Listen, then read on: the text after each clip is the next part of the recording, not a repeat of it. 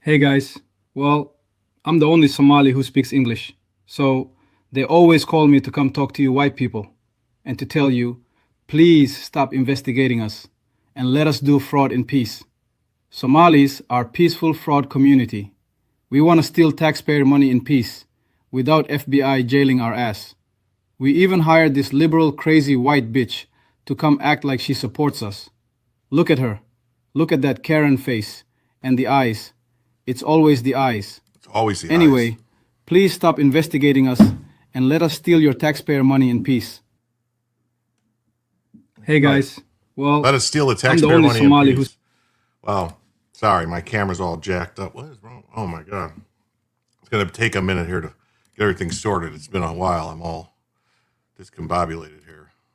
Actually, that's better. I don't like my head there. Anyway, what's up, guys? How's it going? Hope everyone had a happy new year.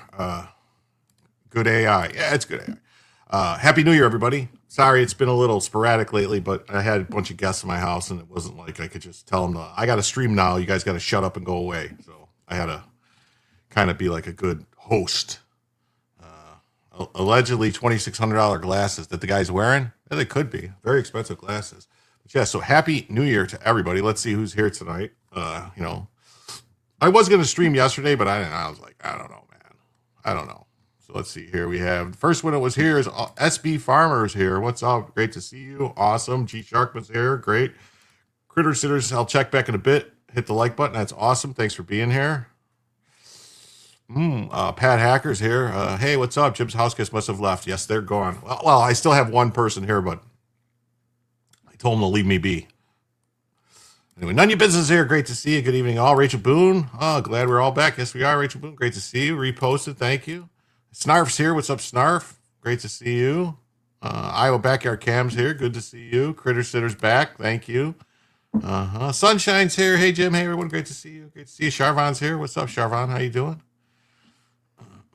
Yeah. Great to see you. Jay Leapgot's here. Great to see you. All right. Awesome.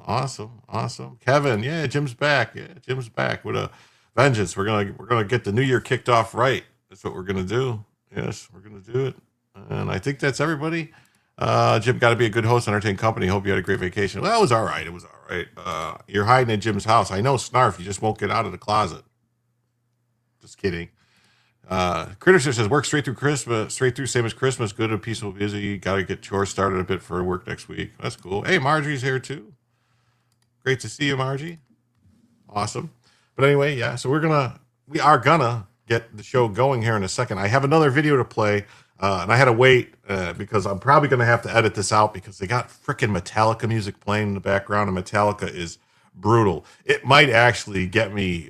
If for some reason the show gets stopped while it's playing, just somebody say something in the chat so I can stop it, and because it might get one of those. Automatic takedowns for copyrighted music, but the video is just so damn good that I gotta play it. It's another AI video, but I thought it was really funny, so we're gonna play this one here. Hey, do what David D does here. What's up? Great to see you. Metallica will sue you for $1 billion. I'll probably have to edit it out later. I mean, I definitely will have to edit it out later, but this video is just too good. Make your own music and play over it. Kelly's here. What's up? A little late rewinding. You don't need to rewind. We just got started. Welcome to the Leering Center, where learning is option. Never mind. Welcome to the Trap House.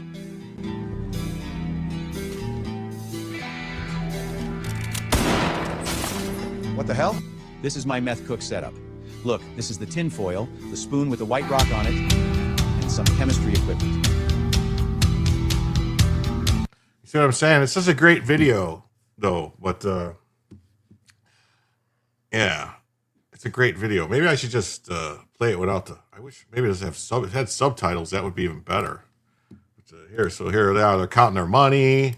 We'll just play it. Look at it. There's Ellen O'Hara counting the money in the trap house, and then they're gonna go Nick Shirley. There's all the Somalis with waltz and stuff, and it's crazy. See, oh wow, look at he's got guns and stuff. There's Kamala with the Henny getting it busy. Yeah, there's the mayor. Oh, the Somali mayor. Look at they're just getting them down in Somaliland over there. See, and they're getting their free diplomas and yeah, so party started. Yeah, they're getting the Leering Center. They're getting the ballots for everyone to vote. Look at them. Oh, why is Tim Waltz so much bigger than them Somali guys? That's weird. Yeah, they're having the Leering Center. They're chilling. Wow, look at them. It's crazy. Yeah.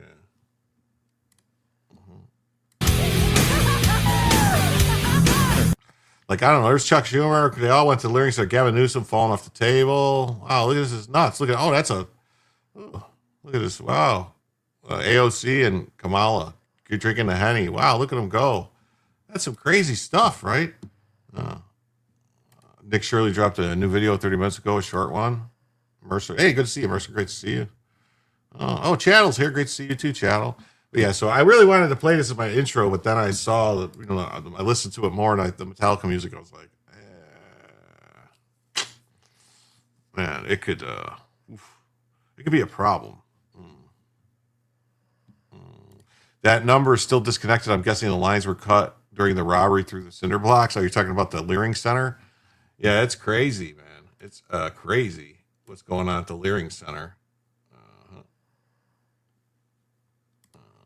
Learning Center is just nuts, man. Let's see here. Home. I'll look for this new Nick Shirley. Is it the one with the? Is it the one where they called the cops on him? All right. It's a short one. Let's see. No.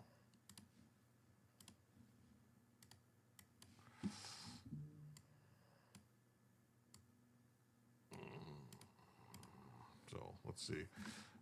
It just says this is daycare, Creative Minds Daycare was shut down and then reopened the next day under the name Super Kids Daycare. They received $2.4 million in 2025. Hey, Catherine K, what's up? Great to see you. Hey, Jake Husden's here. What? Hey, Jake, what happened to my song that you made me? I can't find it anymore. You made me a song and then you took it down. I can't use it. Where'd it go? But thanks for being by, Jake. Great to see you. And, the Leering Center looks like a bar that would throw dice at 2 a.m., right? Doesn't it? Iran is on fire for 7 days now. Yeah, there's some stories about that, Dad. You need a song? Saxon, what's up? Great to see you. No, Snarf, this guy, Jake Hudson, made me a song. And I thought it was cool. And then he took it down, so I don't know. I can't play it anymore. What do I want? I don't know. I don't want a song. I don't know. Maybe Iran can break free of the Muslim wars. Maybe. Yeah, I haven't seen any of you guys since last year, so it's like it's been a long time. I missed you all. I haven't seen you since 2025. Yeah. So according to DHS's license, Creative Minds Daycare was closed October 1st, the same day Super Kids was open. Once again, no kids had to be seen, and 3 BMWs and a Range Rover parked outside. Super music would be great. Yeah, super music.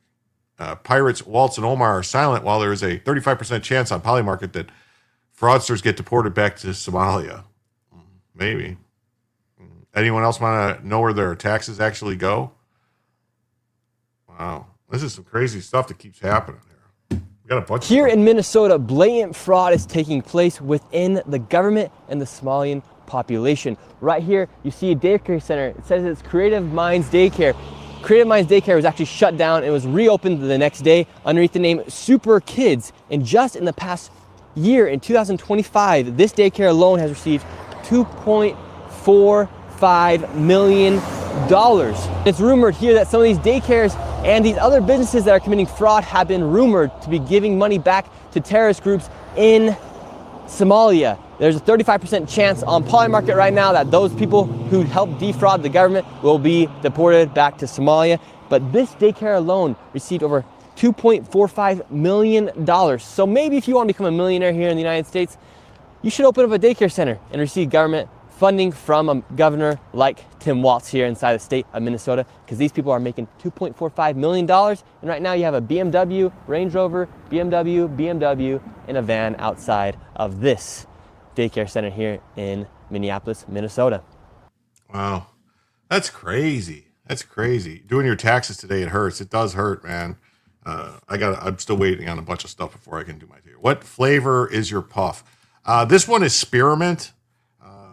I don't know. I used to like this one called Icicle, but I can't find it anymore. So I'm going back and forth between peppermint and spearmint. I don't know. I like wintergreen stuff like that. I don't know. Those minds cannot be created. So Rachel Boone says, I'm planning on going to investigate some of the daycares and such near me next week. Once these kids go back to school, I'm going to see if the schools and daycares are legit. Yeah. Seems like there's that's a lot of attendance. Can it be verified? Well, so that's the thing. They're supposed to have like serious records with daycares. They're supposed to have sign-ins, signs-outs, and stuff like that. Hey, what's up, Diamond G? Great to see you. Howdy, how you doing? To Baggy? Yeah. This stuff makes me irate. Yeah. He posted the receipts in that thread. Yeah. Hey, what's up, Jacob Castro? Great to see you. Yeah. I prefer hand-rolled filterless. I don't. I smoked like 2 packs a day for 15, 20 years, and I got off of it for vape. And my next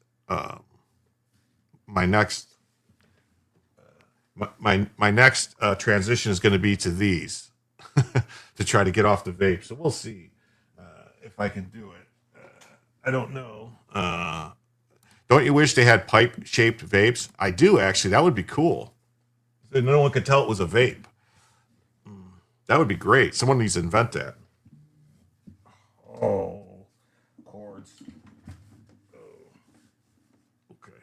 All right. You smoked? You got head and neck cancer? Oh, God. They do make them? Well, that's cool. That's good. I'm sorry to hear that. I'm actually terrified of stuff like that. Just quit cold turkey. I never just cut down. I could never just cut down.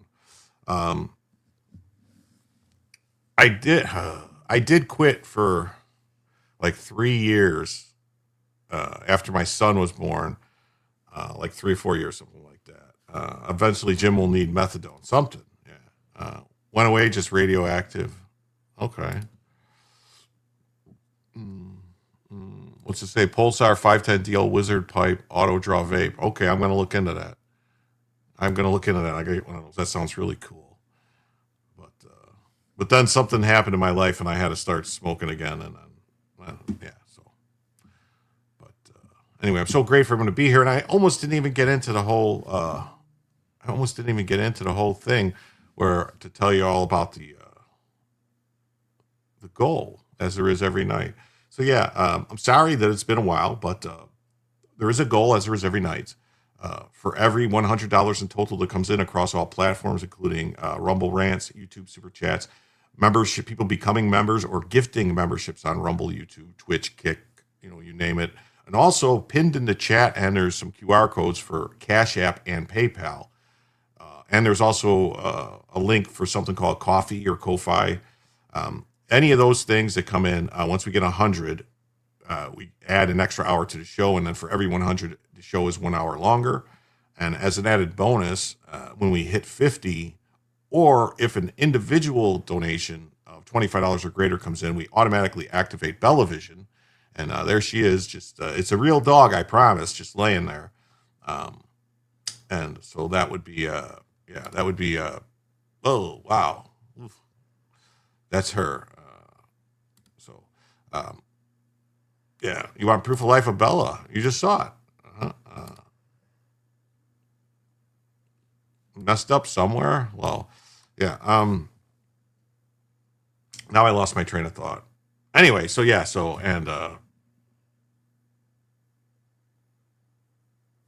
my favorite pipe looked like a car lighter. Okay. The wreck of the Bella Fitzgerald. Yeah. I quit everything out of necessity to breathe, to keep from having more heart attacks. Oh, okay. Yeah, that's Cash App. That's Patel's real first name. Yeah, that's right. So yeah, if you donate to Cash App, it will be what it will be. Anyway, so there's that. And then since it is you enjoy Bella tells you, and since it is a new year and a new month, I will start things off as I always do by gifting my memberships, as I always do at the beginning of the month. So I will send out 5 gifted memberships, and then I will send out 5 more. So new to the membership is a Toto Payne Diaz 9013, Susie Sarnowski, United Spacer Alliance received a gifted membership from me, and then Clark Unglued and Cousin Dave. Well, that's cool. And then I'll give 5 more.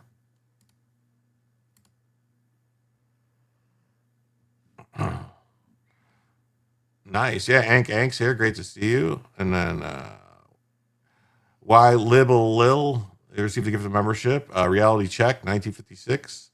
Kathy Wearley, Miss Vicky May, and Cap'n Vrag all received gifted membership. Hey, Dan's here. What's up, Mr. Gigax? How you doing? He's Dead Jim's here too. What's up? Great to see you. Charvon says, I never win. Well, it's not a contest. What's up? Great to see you. Great to see you. What's up? You never win. I know. Hey, what's up, Dan? Great to see you. So nice of you, Jim. Yeah. Yeah. So Oh, hey, what's up? I didn't see Star's here. What's up, Star? Nice to see you. Terry's here too. Great to see you. Happy New Year. Ank, Happy New Year. I don't know if I missed anybody. If I did, I apologize. I'll see you later. I'll say hi if I see you and recognize you. And congratulations to all the gift recipients. Yes. Quick link explains the fraud. Okay, I'll bite. I'll bite tonight. Oh wait, no, that was wrong one. Let's see.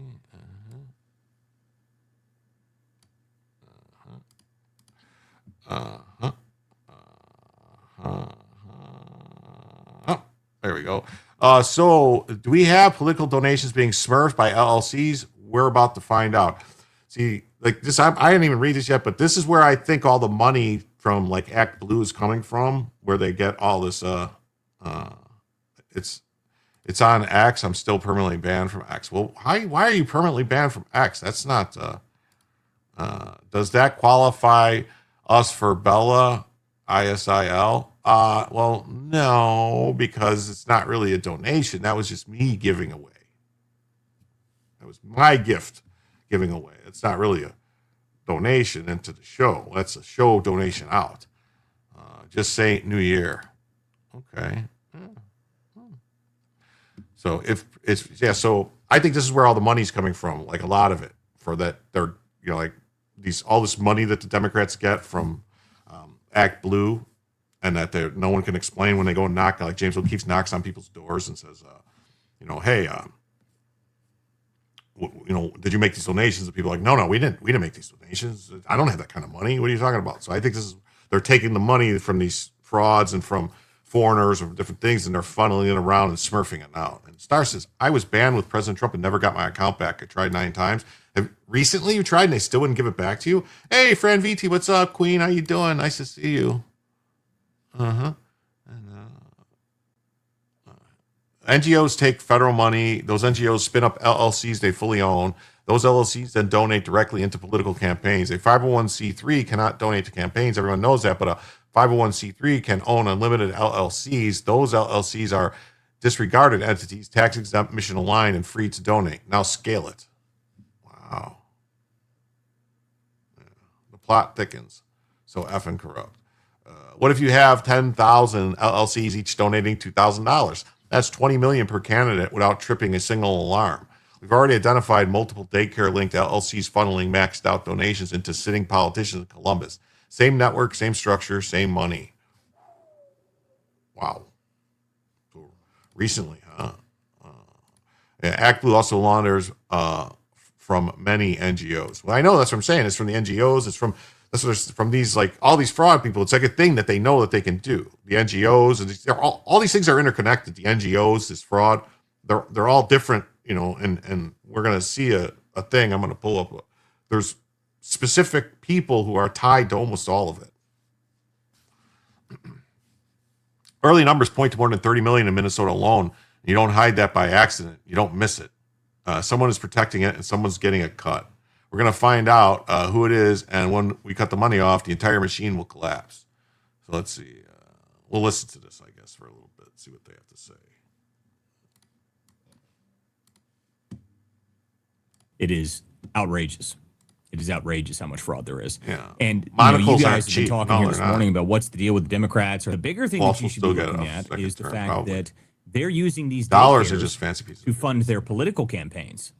That's what we Michelle, found great out to over the see you. past Thanks couple for days. stopping by tonight. We've got millions of dollars pouring in from daycares into political campaigns that they are all setting it up. So they're funneling it from their NGOs. The NGOs get taxpayer dollars.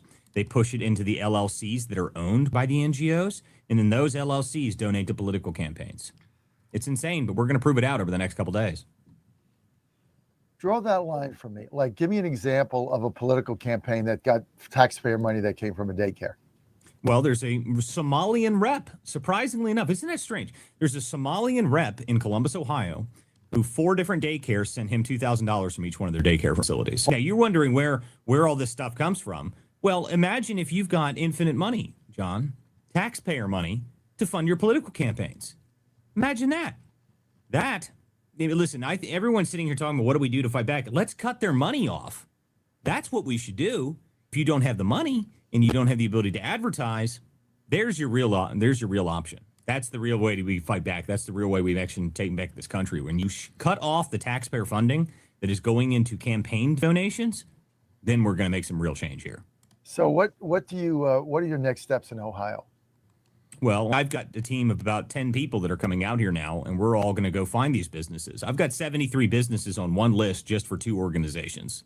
So we're going to go find these businesses, and they don't exist. 73 businesses for 2 organizations. Explain what that means, Walter Kirk. Okay, so I'll explain this. So the structure, the way that this works, okay, and this is something I wasn't even really aware of. So a 501c3 can't donate to a political campaign, right? I mean, that's, it's a 501c3. You can't do that. But a 501c3 can own an LLC.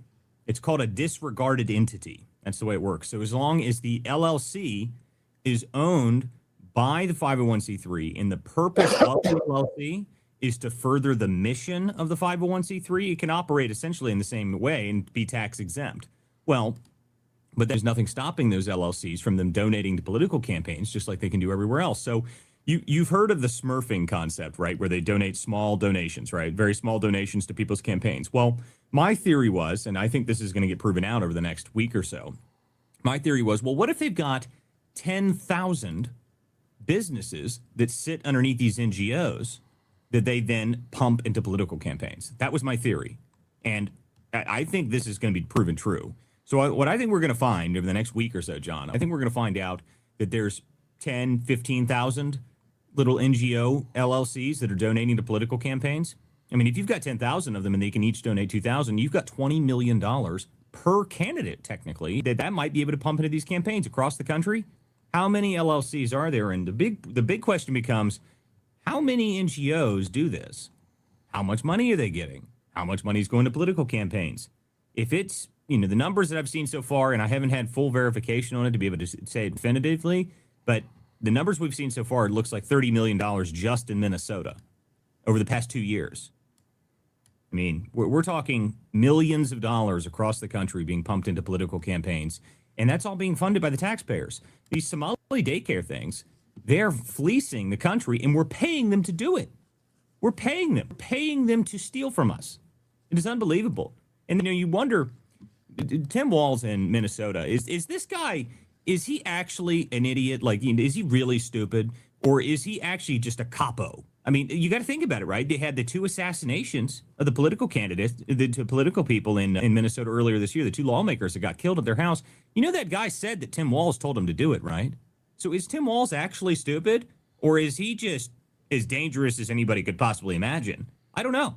I don't know. Maybe he's just a patsy, but you look at this stuff and it starts to seem that there's no way you can have, when you have like a little bit of fraud, okay, like say you've got a few $1 million, you might be able to hide that. You don't hide $9 billion worth of fraud, John. You don't hide that, okay? Someone's helping you. So that's the question. Who is helping them? Who's getting a cut? Where are the wheels getting greased? And that's what we're working on now. That's awesome. So that's going on. And then we got this, which says, holy crap, my jaw's on the floor. Amy Bach, the ringleader of the Feeding Our Future COVID fraud scheme, is listed as the contact for at least 47 taxpayer-funded child cares in Minnesota, according to an official state database. These locations must be investigated for potential further fraud. So this one person right here, what do you know, is listed as the contact for all of these daycares, 47 different daycares. And this person is the contact. Huh. That's odd. When you say that's odd, it's listed. The link is right there from the Minnesota Department of Health. It says, I knew this guy wasn't the intellectual giant behind this, just a hunch. Yeah, this wasn't the intellectual giant behind it. So, and this is what's happening now, too. The Somali daycares in Minnesota are now making false 911 calls on journalists claiming that they're in grave danger, causing the Minneapolis Police Department to respond at high rates of she looks like she should live under a bridge, kind of troll-like. Yeah.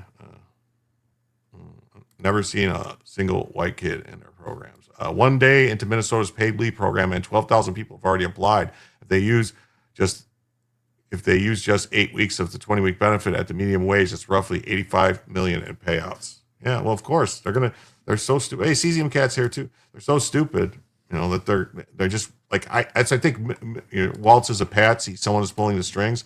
Yeah, I don't think he's smart enough for this. It's someone else. There's some lawyers, people like that are behind it. So this just occurred to Angela Russi, and me at the Samala daycare. Noted right next door to Somali daycare, who say they were burglarized. And they're saying this is increasingly occurring now. This is an attempt by the smelly fraudsters to have journalists falsely arrested. Callers will say something along the lines of they have a gun or they're reaching for something to get the MPD out there. So.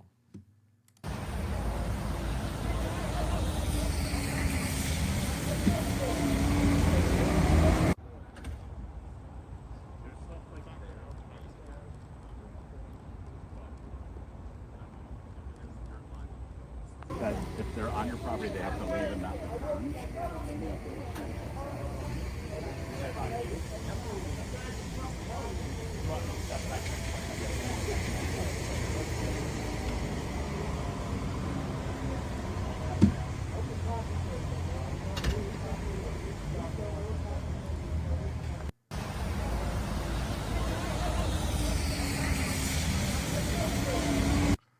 So yeah, so this is I don't know how that just happened. This is the place that said they were burglarized.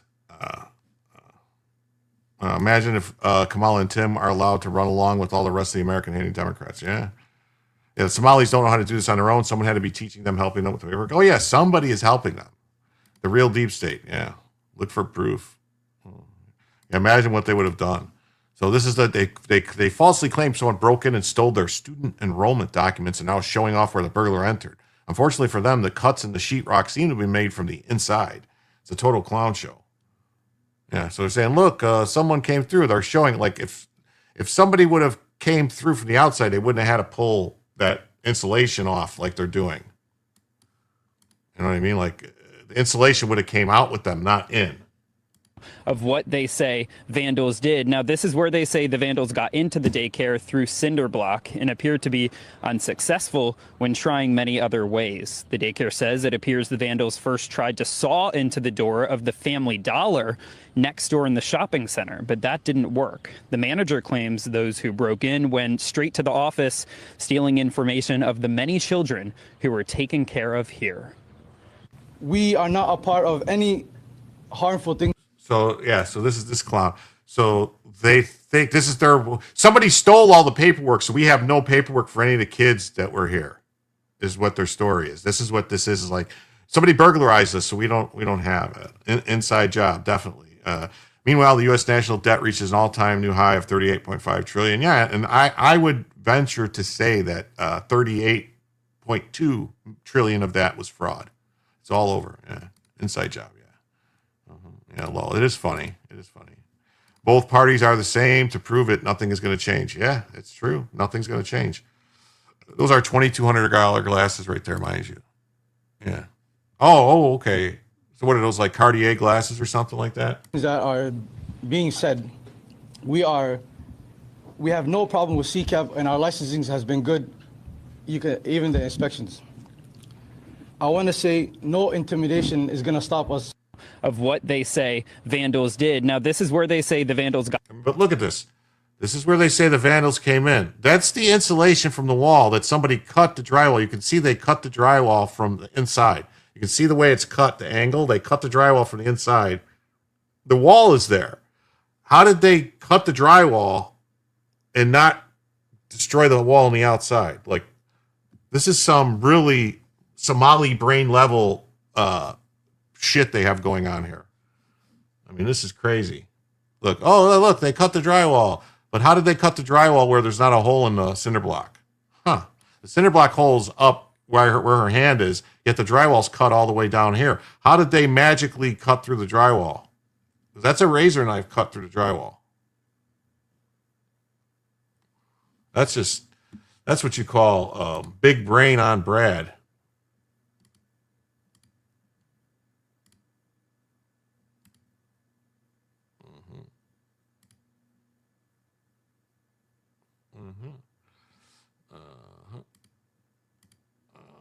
And then here's this is funny. This is Nick Sorter, who went to go view one, and they are making a lot of money at the U.S. playing as if they have two different parties, using each other as an excuse not to bring each other to justice. Yes.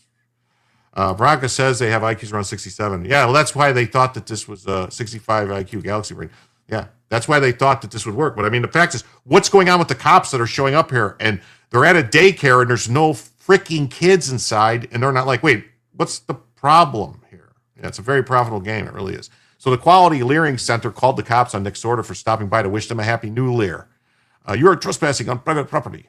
And he's like, you're trespassing in my country, which is like, yeah. Oh no, my social security number was stolen. The government doesn't care. Yeah, they don't. Government does not care at all. What's up? I'm just here to wish everybody a happy new year from the Quality Leering Center here tonight. You want to say anything to everybody? You're trespassing, sir. Huh? You have no You're right to trespassing in my trespassing. country. Live, sir. Live, please. Live. Live. Live. What do you mean live? I'm living well. Go to the cops. Yeah. I'm on the sidewalk. What are you No, talking you're not. about? You're on our apartment. Okay. What time do you close? None of your business. None of my business. Okay. All right. Well, happy New Year anyway. You too. Thank you. Take care. Thank you. Enjoy. Probably won't be a great one for you, though. I'll be honest with you.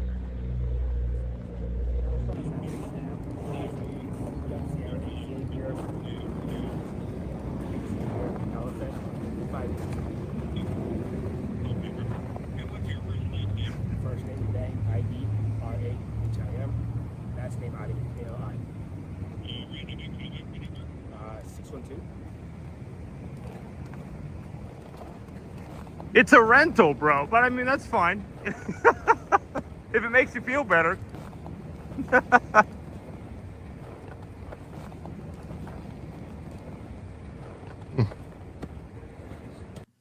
Wow. And this is this other woman who went by there.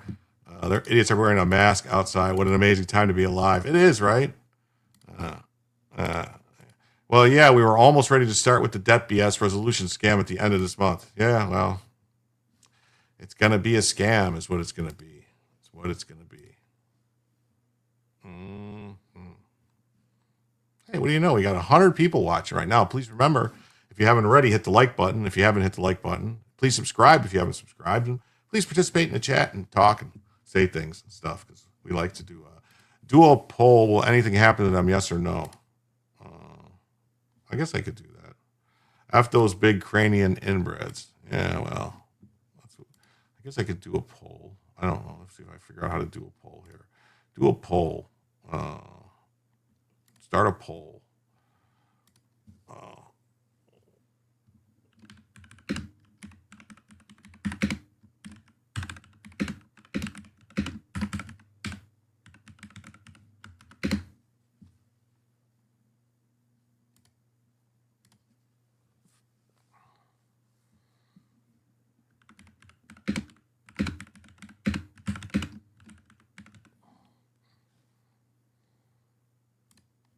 All right, I started a poll, and we'll see where that goes. See if we'll monitor that and see what you guys think. Hey, Joe's here. My apologies, I'm late. Happy New Year, everyone. Well, Happy New Year to you too. That's the same guy that was dancing with the new mayor. Yeah, it is. Yeah, that's what they do. So this is the owner's son says his lawyer said he's not. Wait, what happened?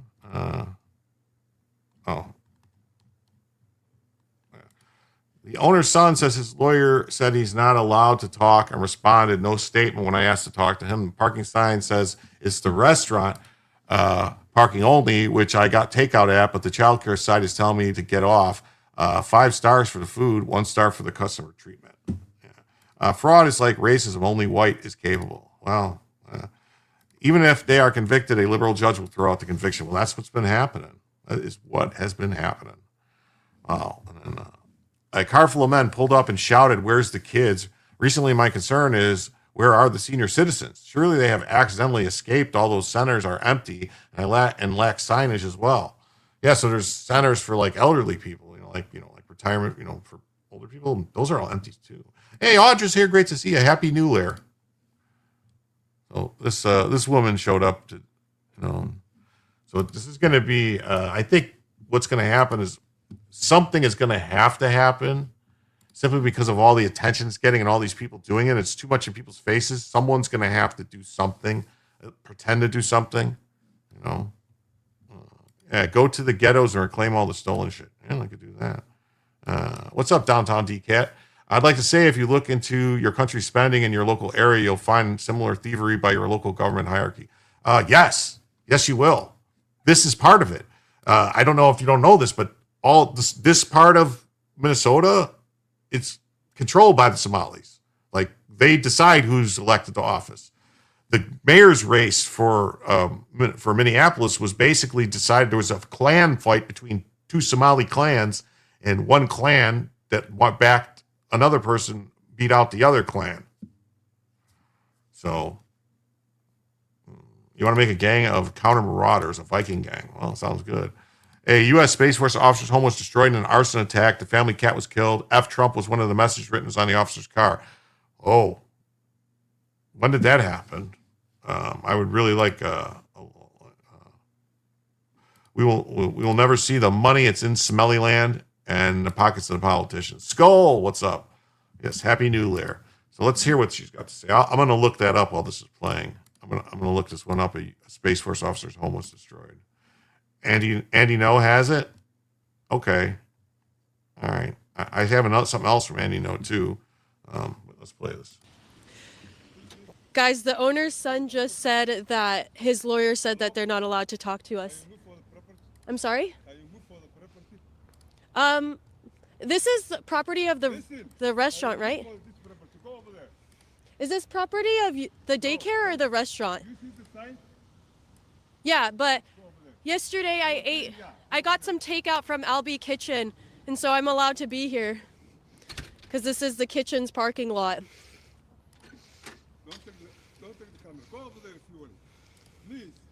But I ordered some food from Albee Kitchen, and this is the kitchen's parking lot. This is my property. Please go over there. Oh, you're the owner? Please go over there. Are you the owner? Go over there, please. Are you the owner of the property? Yes, go over there. Oh, okay. Are you also the owner of Quality Learning? I don't want to talk. Go. It seems like you want to talk. Seems like he wants to talk. He must have. It must be lonely just standing there, yelling at people all day. I think he does want to talk. I wonder, what's the border? Can I stand here? Or is this okay? Can I be right here? Can I stand here? Where's the senior citizens? Wow. Well, here's that thing Andy know about the Space Force officer. I want to pull this up before I forget about it. Yes, thank you for your stuff. Ilan Omar, some people did some things, yes. Quality leering, sweetie. Yeah, they were leering at her. That's what they were teaching people, how to leer at women. That's what I said. Isn't that where the kitchen should be for the restaurant? You would think, right? You would think. So, U.S. Space Force officer's home was destroyed in an arson attack. The family cat was killed in fire. F. Trump was one of the messages written on the officer's car. Leftists and liberals have for years been urging violence against Trump and his perceived supporters. Oh, wow. I guess we're going to...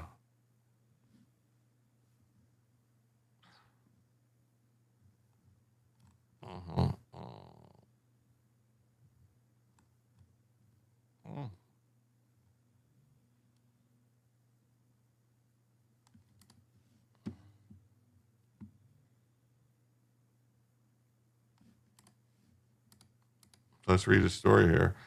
Space Force officer speaks out, shares new photos after anti-Trump attack destroys his DC home. So this happened in DC. Wow. So that's actually it's a hate crime in DC. Just political stuff is hate crimes in DC. That's one of the places where it's considered a hate crime. Not that I back hate crime legislation. So A Space Force officer whose family home was destroyed in a apparent arson attack in Washington, D.C. has spoken out, sharing photos of the damage to their home as well as his car. Their D.C. home burned while he and his wife and infant were spending Christmas holiday in Florida. Well, Minnesota's looking like the Mos Eisley Cantina. Wow. Yeah. $1,000 a month for your protection. Too funny. Illegals vote for the machine. Yeah, it is. They do.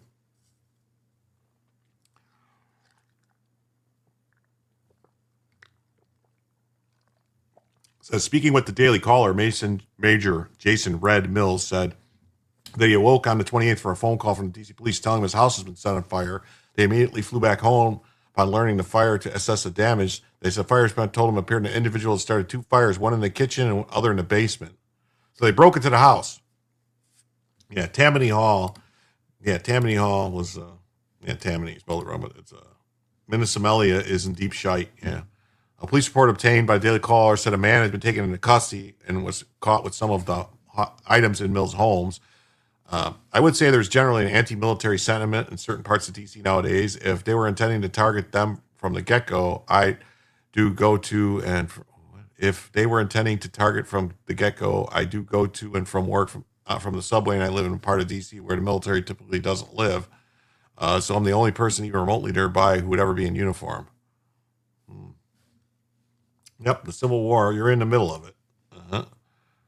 He and his wife, Kaylee, who's also a Space Force officer, went through the destroyed property in hazmat suits to try to salvage some items, and they were able to save some irreplaceable items, such as a hospital bracelet from the day the daughter was born, as well as some framed baby photos. And they found the cat deceased in the rubble.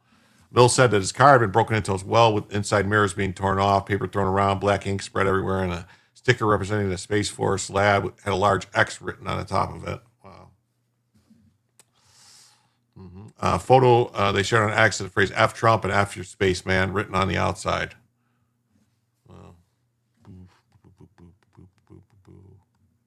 In the wake of the attack, a GoFundMe was set up by Mills' family. I was blown away by the students at the school. I sending $500 each. As of Friday, the fundraisers brought in over 100,000. I mean, but this is a problem because this is like what's happening in this country is where anytime something like this happens, which just, I mean, the money's great. He's going to use the money, but it's like, this is like this whole thing. Well, GoFundMe is just GoFundMe, give him money and like, it's okay. It's like, it's not okay. Cam Higbee is doing great work today with videos from Seattle. Well, that's awesome. Me and the family are super, super thankful and grateful and everything, frankly. So they don't have any information, no information about the suspect they arrested at all. Nothing. Hey, Doc, what's up, Doc? Great to see you. So no information at all. At least the perp could write. Yeah. So no information at all about.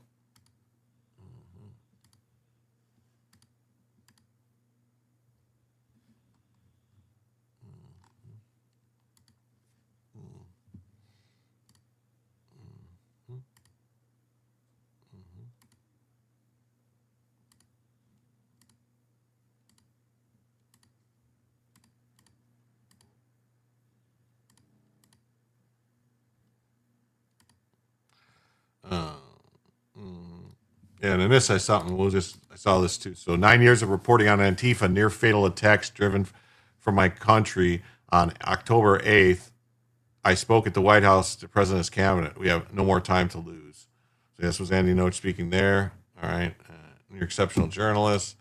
And then Nick Shirley says that there's a full 42 minutes of him and his crew exposing the Minnesota fraud, the most important work yet. They uncovered over 110 million in one day. 110 million. What's up with YouTube? Great to see you. I hate you too. I wish I could change my name back to Patrick 7. It's been like 12 years. Wow, YouTube. I hate YouTube. Oh, I hate YouTube. You can change it. All you got to do is go in and change it. You can go in and change your handle in YouTube. You can do it once every so often. So you can change that. Feeties 810 P Heats to you can change it to whatever you want. You can do it. You just have to go into settings. The settings. So that's that video. And then make sure as much as you want to try to debunk the truth, you can't. He did something that the MSM has failed to do, and what it did, what's that? To serve the people. We are the media now. Yeah. Part 2 is coming soon. That's what he says. Part 2 is coming soon. We saw this the other day. I'm not going to replay it. He said, this week, my video exposing millions of dollars in fraud within just 72 hours became the most viewed video expose in X history. Attacked by the MSM and a fraud. Got a ninja in. Yeah. Doesn't show your handle anymore. It shows your page name. I don't know what they keep changing it back and forth. I really don't. Honestly, I don't. It's weird too, because here's the thing: if you super chat, if you super chat, I think it comes in as something different. Like I think it comes up different. It's like weird. Let's see what that poll is. The poll is looking pretty close right now. We have 53 votes, and it says that no is tied with only if they're white at 36% each, and yes is just 28%. So it's good to know. I added that only if they're white just because I wanted to be funny. You know, funny, not funny like ha ha, just funny like odd.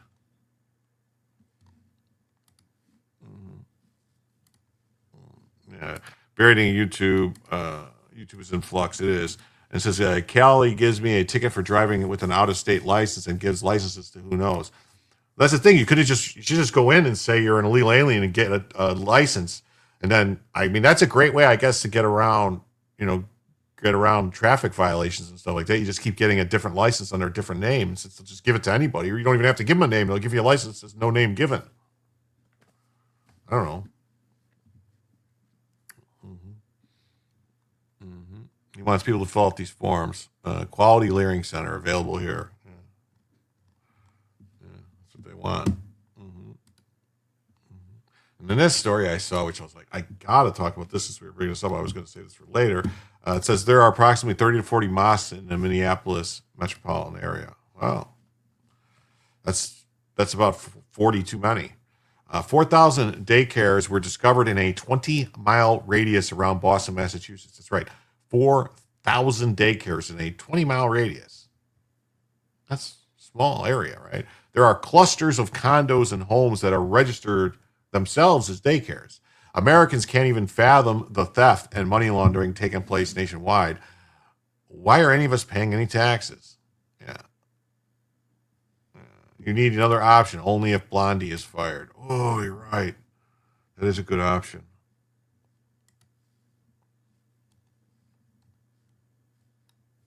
So a lot has happened in the course of the last couple of hours. I think the majority of the fraud is happening in clusters within the same either family members or groups of people or whatever it may be.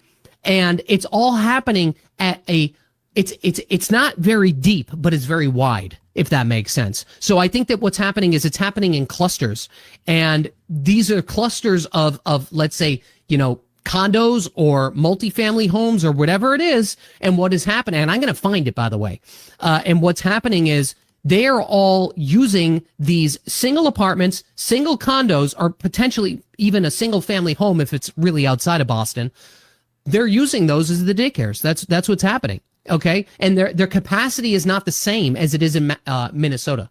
That's just the fact. So I think it's happening at scale with a smaller capacity.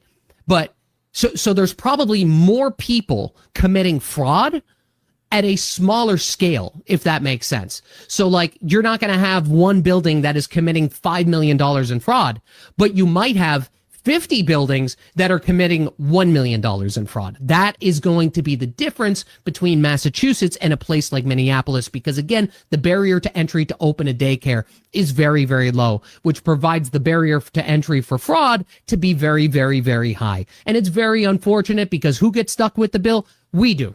What these businesses are doing is that they're charging the state basically to subsidize the payments for these kids that are not even showing up there. The parents are saying that the kids are showing up there, and then both the daycare and the parent allegedly are splitting the money. This is happening. It's happening. Yeah, it is. Yeah. Yeah, it says this one says the Somalis have registered 60 healthcare businesses in a single dilapidated warehouse building. Let me repeat, 60 healthcare businesses in one building. It's so blatant, it's criminal. This was allowed to go on. Yeah, there should be people in handcuffs. There really should be. There really needs to be people in handcuffs. This building right behind me has 22 different home and community-based healthcare companies registered in the building. It's only 4 floors. I walked in there yesterday trying to find a number of them. Many of them are just, they appear to be just window fronts, door fronts, with nobody behind. So same story, different location. We're here in St. Paul at this building, which looks like a warehouse or a dilapidated old building. Inside this building, there are 60 registered home and community health care organizations inside this one building. We're here in Northeast Minneapolis, and we're at a building that I believe is on the radar of authorities. They have questions about it. A lot of the businesses in here are home health care businesses. Of the total businesses, there's 37. 17 of them are home health care businesses. There's just layer upon layer upon layer of fraud throughout this city, Jessica. As for whether Governor Walz is going to testify before the Oversight Committee, that remains to be seen. We asked him at his office if he was going to testify, and we have yet to hear back. Wow. That's crazy. That's crazy. Wow. And you got this. You got a former Minneapolis TSA agent discusses how Somali men would smuggle millions of dollars in cash out of the country through the airport.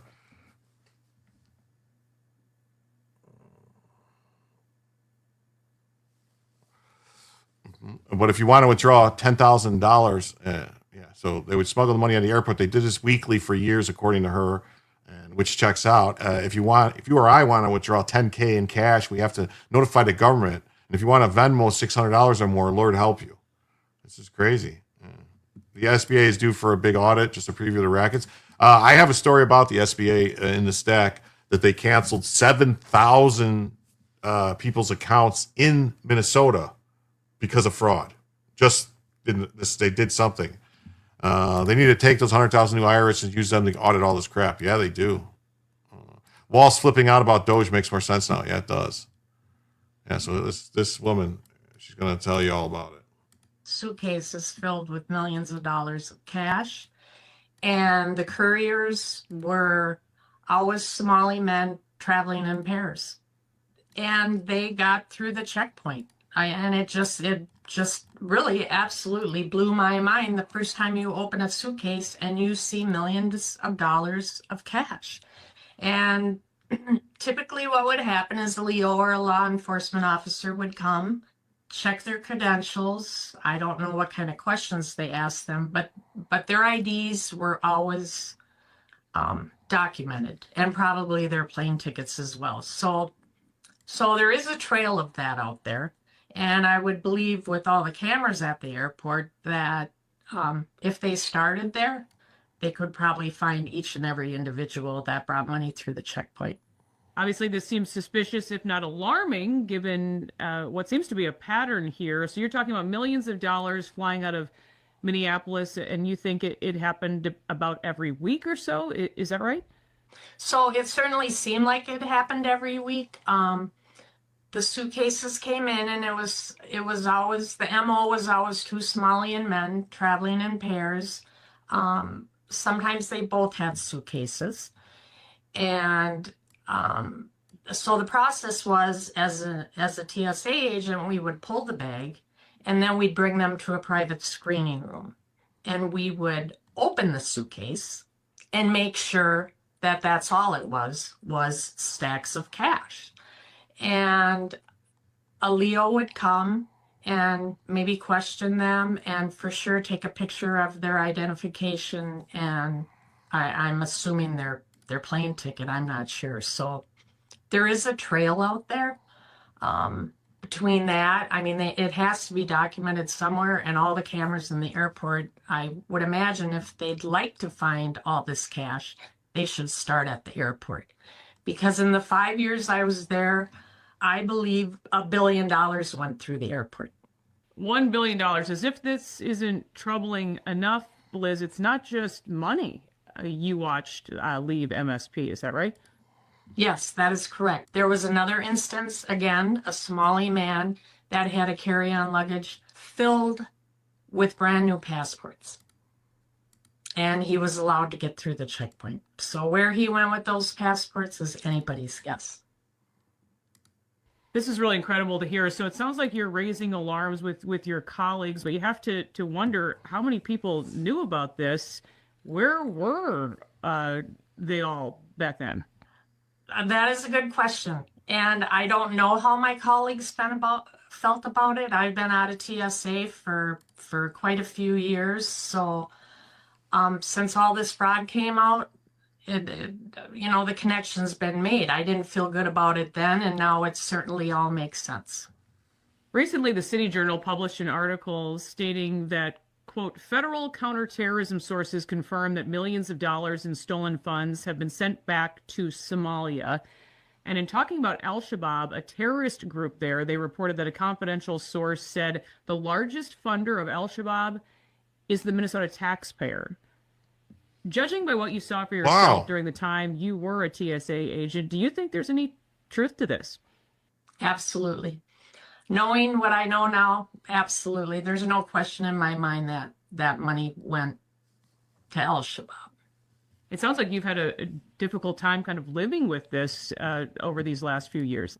Well, it's been uncomfortable because at the time, seemed so lackadaisical that these people could get through the airport with all that cash. Time after time after time. It wasn't a one-time thing. You know, at this point, more than a few Minnesotans have told us about Useless. suspected fraud. The TSA is useless. The TSA needs to be disbanded, and they need to just have the airlines take care of their own security. You know, they charge us enough money to fly. They should be handling and responsible. And then if something goes wrong, here's the thing. If something goes wrong then and somebody gets on a plane with something they're not supposed to and something happens, then you sue the fucking airline. You know, yeah, I have to fly every week for 13 years. TSA is a giant joke. It is. It's a giant joke. Yeah, I've seen too much wild shit they pull randomly. It is. It's crazy. Like, I've been stopped so many times, and like they swab my hands and they say, "Oh, something came back on your fingers," and they do all this crazy stuff. It's like, what? What are you doing? So I don't get it. Heard from state employees, business owners, even a commercial real estate broker who was telling me recently how they've just been bombarded with calls from members of the Somali community looking to rent any kind of office with just an address, just in case they get audited. They're actually openly admitting all of this. It just seems to be playing out, you know, for everyone to see. But even fraud in Minnesota is now making national headlines. It still seems, though, like elected officials aren't really doing anything about it or trying to ignore it. It is so frustrating. It was frustrating when I was a TSA agent, and it's certainly frustrating now watching the state's administration doing what they're doing. You know, Walz and Omar, honestly, they should both resign in shame. Why did you want to come forward and share your story? Because I think Minnesotans need to know that billions of dollars left through the airport. Billions of dollars left through It the was airport. cash. It was literally suitcases full of cash. Suitcases full of cash. Wow. Wow. And you expect, you go like, why? How could this be happening? Elon Musk has arrested this guy. It says the person in charge of the UN Security Council had a taxpayer-funded healthcare company which was convicted of Medicaid fraud and worked as a supervisor in a Medicaid government office. Wait, what? How is this even possible? Yeah, everyone should get a house after this mess. Oh, yeah, not a fan, but I have to do it, yeah. Yeah, the largest funder of Soviet Russia was the U.S., yeah. What a time to be alive. Yes, this guy right here. Oh, Somalia, the guy. Oh, yes. What do you know? He was robbing us. Why, if this guy is there at the UN, and why, if they're government officials from Somalia, why would they be getting any taxpayer funding from people in the U.S.? Doesn't make sense to me. According to public records, Somalia's UN ambassador, who owns a home health care company in Ohio, also serves as a supervisor for the Medicaid office in Franklin County. Let that sit for a minute. The same company connected to him reportedly had its MPI flag for Medicaid fraud, a flag that indicates scrutiny or concern, not a conviction, but one that absolutely warrants answers. Yeah, the U.S. needs to leave the UN. Definitely. Yeah, FDR. Yeah. So to recap, he's a UN diplomat, owner of a U.S. healthcare company, former Medicaid supervisor. How is somebody who's a diplomat from Somalia working for the U.S. government for Medicaid or states for Medicaid? Something is wrong here. Silence, deflection, accusations aimed at the people asking the questions. Holy crap, that was a pain. I had to get a hold of a Habib to change my name. Well, they're in control of everything now. I've talked about that. Large companies have medical billing departments, even telco and media empires have been doing this for decades. Yeah. My cousin is a customs agent at JFK. She has cash confiscations caught millions. Wow, that's awesome. Taxpayer money is involved. The public has every right to demand transparency. Yes, they do. They have a right to demand transparency. Like, people want transparency. There's another one here. Hold on. There's another story that I want to get real quick. No.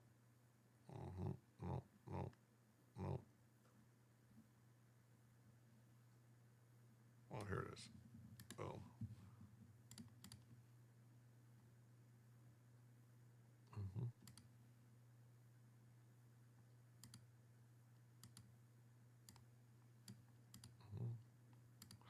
So yeah. So it is a both sides thing, right? And that's the thing. It's Trump's fault. Yeah, sure, it's Trump's fault. Hey, Trumpinator, what's there? Hello, everyone. I'm saying we're at a 37 trillion. Now we're 38.5 now. Minnesotans, need to know that Tim Walz loves China. He's at Tiananmen Square. Yeah.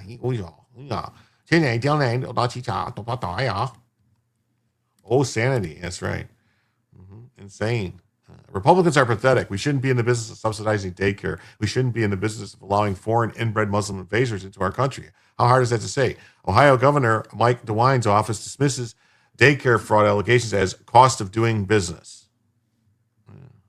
Rhino Governor has brushed off the growing concerns about the potential massive fraud in taxpayer-funded daycare centers, particularly in Columbus, which boasts the second largest Somali population in the United States. It's the cost of doing business.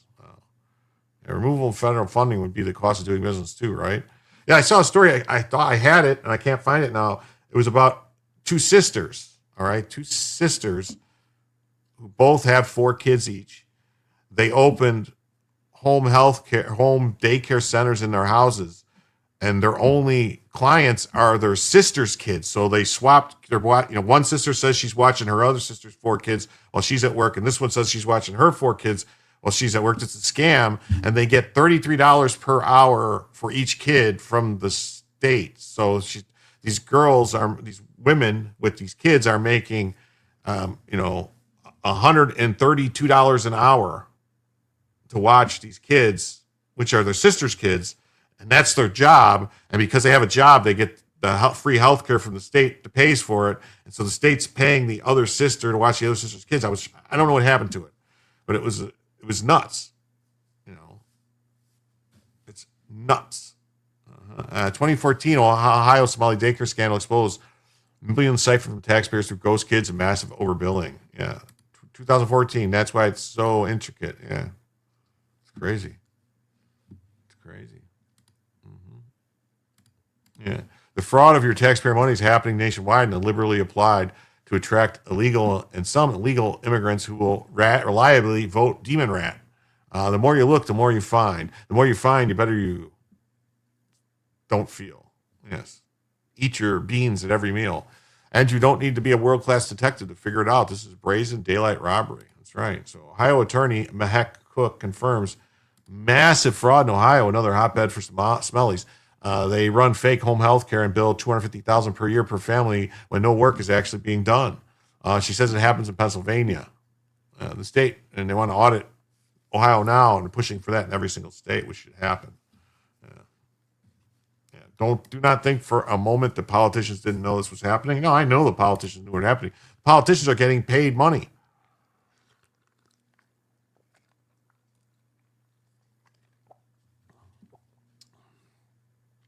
Yeah, but I'll have to pay the tax on the couch I sold on Craigslist. I don't know why you would have to pay the tax on a couch. You already paid taxes when you bought it, so you shouldn't have to pay taxes on the couch you bought. That's what's crazy. You shouldn't. The state will, as long as the doctor's approved to continue to pay you. It could be for 10 hours, 12 hours, or up to 24 hours when it's critical care. I'll only be charging 10 hours a day at $30 an hour. Who do I talk to? Oh, that's right. I'm the wrong nationality. Yeah, Rachel, it's crazy. That's what I'm saying. So you have like two sisters, and each one says they're watching the other's kids, 4 kids, and they get paid for each kid. And her job is running her daycare. In the state, I mean, what is going on? All 4 wives in the house sign up to watch each other's kids, all start their own business, all listed as single mothers and collect food stamps and other entitlements. Yes, that's what's happening. They all sign up to watch each other's grandparents. Yes, what's going on? It's going on. It's going on. It needs to stop. So you sit at home without caring for an elderly patient who really needs it, make about 75 to 90K a year. Now you add 2 parents, it's 180. Now you add your in-laws, 250. You continue to add this. You wonder, are services being provided? So a lot of providers came and said fraud is occurring because we said we aren't going to rubber stamp this paperwork. But then when we went to other providers, their home healthcare network says, we'll make it worth your while. Well, it sounds like a kickback to me. Oh, 750K. Yeah, it's a lot of money. A lot of money. A lot of money. I mean, think about it. Someone making, let's say, at $100 an hour, 40 hours a week, that's $4,000 a week. 52 weeks. That's over 200K a year. All right. You add that, we'll go up to 130, and you say it's longer than 40 hours a week. Let's say you get it up to 60 hours a week or something, 70 hours a week. Oh my God. If this ever does go to court, guess who pays for that? Yeah, we do. We do. And then you'll have some awful, by awful, I mean affluent, white, female, urban liberal that'll throw the case out and say, loved Obama. Yeah. 23 years ago, I took care of my mom in hospice. I lost my job, and when she passed, I got a new job, and there was a Somali there who asked if I got paid to take care of her. I said no. He was shocked. Well, yeah, because he probably would have said, yeah, you could definitely do that. It won't go anywhere. Probably not. Yeah. Kool-Aid ice bullets. Yeah. Well, it would work. It would work. It could work. Yeah. What is happening today with my mouse? I would not trust them with any of my information on my family or myself. I had friends in Minnesota, and they were too sweet, lived by the lake down in the Ozarks. A woman loved Obama. It was sad. Yeah. And 3 more years, the demon rats can steal another election, start it all over again. Oh, the story. Oh, here it is. SB Farmer got it for me. He found that story. SB Farmer, man, you are the man. I swear. Oh, here it is. You are the man, SB Farmer.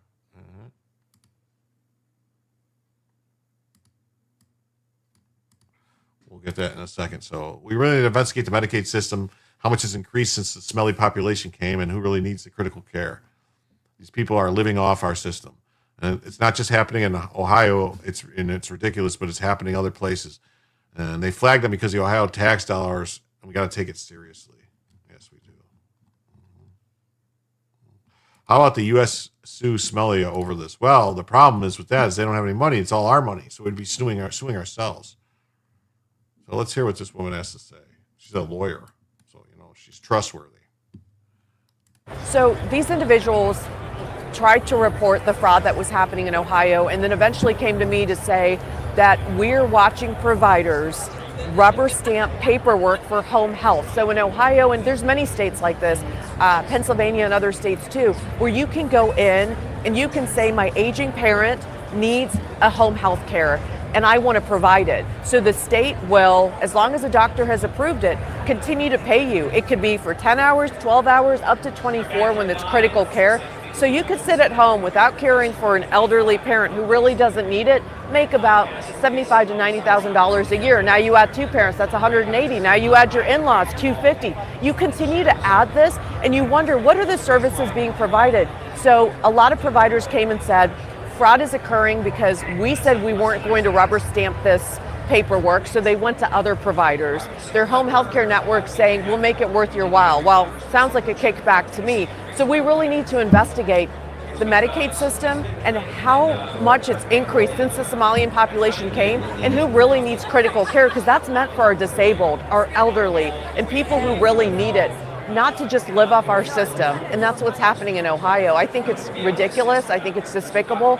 But authorities are now looking at it from the Attorney General's office to the U.S. Attorney's office. I flagged them all because this is Ohio tax dollars, and we have to take it seriously. I'm tired of people telling me, well, this is the way it's always been. It's subjective, and we can't really check. No, you can. Audit America, audit Ohio now, and I'm pushing for that in every single state. Yeah, the tax revolt thing, Chattel, I think it's a trap. I would not advise anybody to not pay their taxes. The government will come after you for not paying your taxes. They will. I mean, they're not going to let it go. And, I believe me, I would like to not pay taxes. I don't think we should pay taxes at all. I think they should find the money somewhere else. If they could just print all this money, just print the money to pay for it. But it's too risky. Yeah. We'd be suing Nancy Pelosi, probably. We do need a tax revolt, but not enough will join it. That's the thing is, if enough people joined it, maybe they couldn't do anything. Because, like they said, that there's so many people involved in this fraud, they just don't have the resources. They don't have the resources to go after them all. Technically, we can all not pay for 2 years before penalties and serious issues arise. Boston Tea Party. Taxpayers paying for the investigation and audits, as she's suggesting. Yeah. Civil asset forfeiture. Yeah, that's what they'll do. They'll bank you. They'll do all types of stuff to get you. They will. So that's why. And so I don't know. I think it might be a new trap. I think it might be something somebody set up to trap people. They'll call you, just like they entrapped the J6ers. Yeah, exactly. It's just a whole thing. It's like, get these people to say, we're not going to pay. And then Evan the Reactionary says, also these people will bleed you dry. Yes, they will. They'll bleed you dry. They will. So here's the story. The problem is, even if everybody goes to work tomorrow and signs up as tax exempt, it doesn't stop your employment taxes. They end up charging you at the end of the year anyway. Yeah. We need Doge on steroids over every state, just not just the feds. Yes. Yeah. And, there was something he said earlier that I saw, and I couldn't get to it. So Patrick says that he had state insurance years ago, and he canceled it after a year. They still enroll me in it every single year, and it takes a month to get through the system to get it removed. Wow. Yeah. Mm-hmm. Maybe that great reset in 2030 could be a reboot instead. It could be. If nobody paid taxes, they would just print money and the money would have to be worth less. Inflation is a hidden tax. Yes, it is. That's why the government shouldn't have the power to tax the people. Well, they shouldn't. But it's the system they set up to screw us. So here's that story that I was talking about that I thought I had and I couldn't find. Sisters make $774,000 a year babysitting each other's kids on taxpayers' dime in Washington. Wow. Heaven forbid I don't catch the state insurance enrollment and go to the doctor. It gets filled to the wrong thing. And then they're investigating why I'm getting state insurance when I have paid. Yeah. That's because the state's all screwed up. 2 sisters in Washington figured out how to turn childcare into a full-time payday. It happened last year. They tried accusing you of fraud, even though they allow these people to get away with what they are. Oh, yeah. All they had to do was babysit each other's kids and call it a business. They both signed up as in-home daycare providers. Then they each claimed the other as their client. The state pays up to $33 an hour per child. So one watches 4 kids, the other watches 4. And suddenly they're pulling in nearly $387,000 each, all funded by the public. Calling this anything other than legalized fraud is an insult to the working families who actually need the support. The kicker, by writing off the expenses like food, rent, and car payments, they still qualify for even more benefits. Oh, sure, I'm sure she's saying that all the food she's buying is for the kids she's watching, for the business. I'm sure she's saying the car she has to have, she has to use it to go pick up these kids and drop them back off, even though they probably live in the same building. And the kids probably never actually go to the other one. It's not childcare, it's taxpayer-funded money printing. So let's see.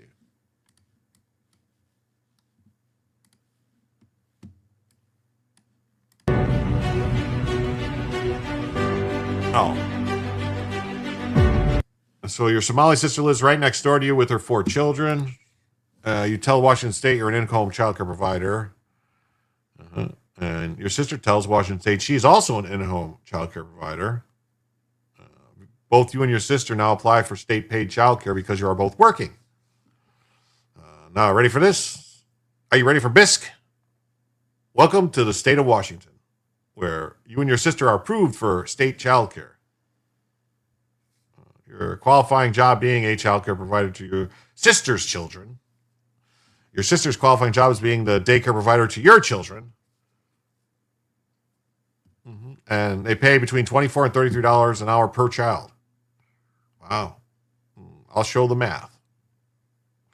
4 times $24 by 8 equals $768 per day. Now that you work 5 days a week taking care of your kids while she works taking her care of kids. Yes. That's $38.40 per week. And now there is by state standards 4.2 weeks per month. So that's $16,000 per month. And before you can screen, you can't receive state pay because it would be over income.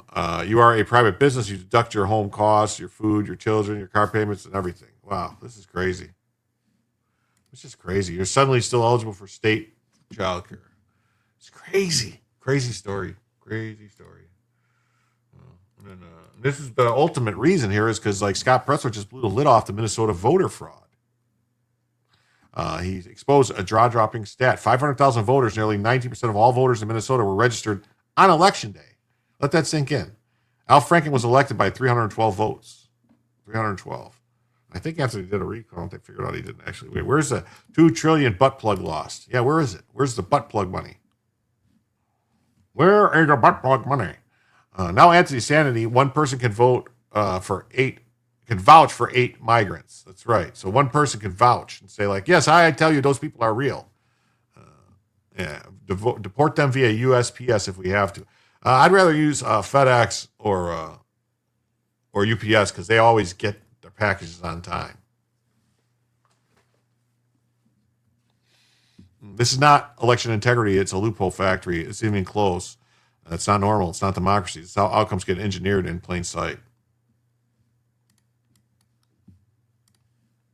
Did you know that in 2008, 500,000 voters, or nearly 19% of all voters in Minnesota, registered on Election Day? What? And did you know that former Senator Al Franken was elected by 312 votes? So I'm not alleging anything on the program, but what I am saying is that this vouching system, which clearly opens the door for potential fraud, could swing statewide elections. Did you know that in 2008... That's some crazy stuff right there. And then Gundam's like, I just zip in for a minute. And Jim wants butt plug money. That didn't come out right. C-130 and sleds. Yeah. We could send them out. Like, actually, that's what we should do. We should just have them all, like, in the, I'm going home. Have them all, like, on those pallets with the big, like, we just push out the back while they're going, and then it comes out, and it has the big parachute that just kind of lands them, Al Franken kicked my dog. Well, he's a jerk. FedEx drops my packages in the parking lot off in the back of the truck. Well, they still get there, though. Also, where are these tax programs work? They still work as good as free market, so these programs aren't necessary. Yeah, they don't. They don't work as good as the free market. Poor Scott had to look at his name to figure out whether he was male or female. He does look like that one anchor for, what's her name? Caitlin Collins, I think is her name. That's who he looks like. He looks like her. Cut this man's hair. Yeah. Anyway, good night and Happy New Year's, people. All right, Hank. Great to see you. Thanks for stopping by. I salute you. Wow, we've been going an hour and a half now. And I just want to remind everybody, yes, combat drops. That's what we need to do, combat drops. I want to remind everybody that the show goes for about 2 hours, 2.5 hours, unless we hit the goal. In that case, we will extend the show by an hour. That's all. So no parachute. Oh, sounds good. Wow. He's better looking than she is, and he's one of the gays. Okay. Was there anything else in here that I needed to do before I got into this other stuff?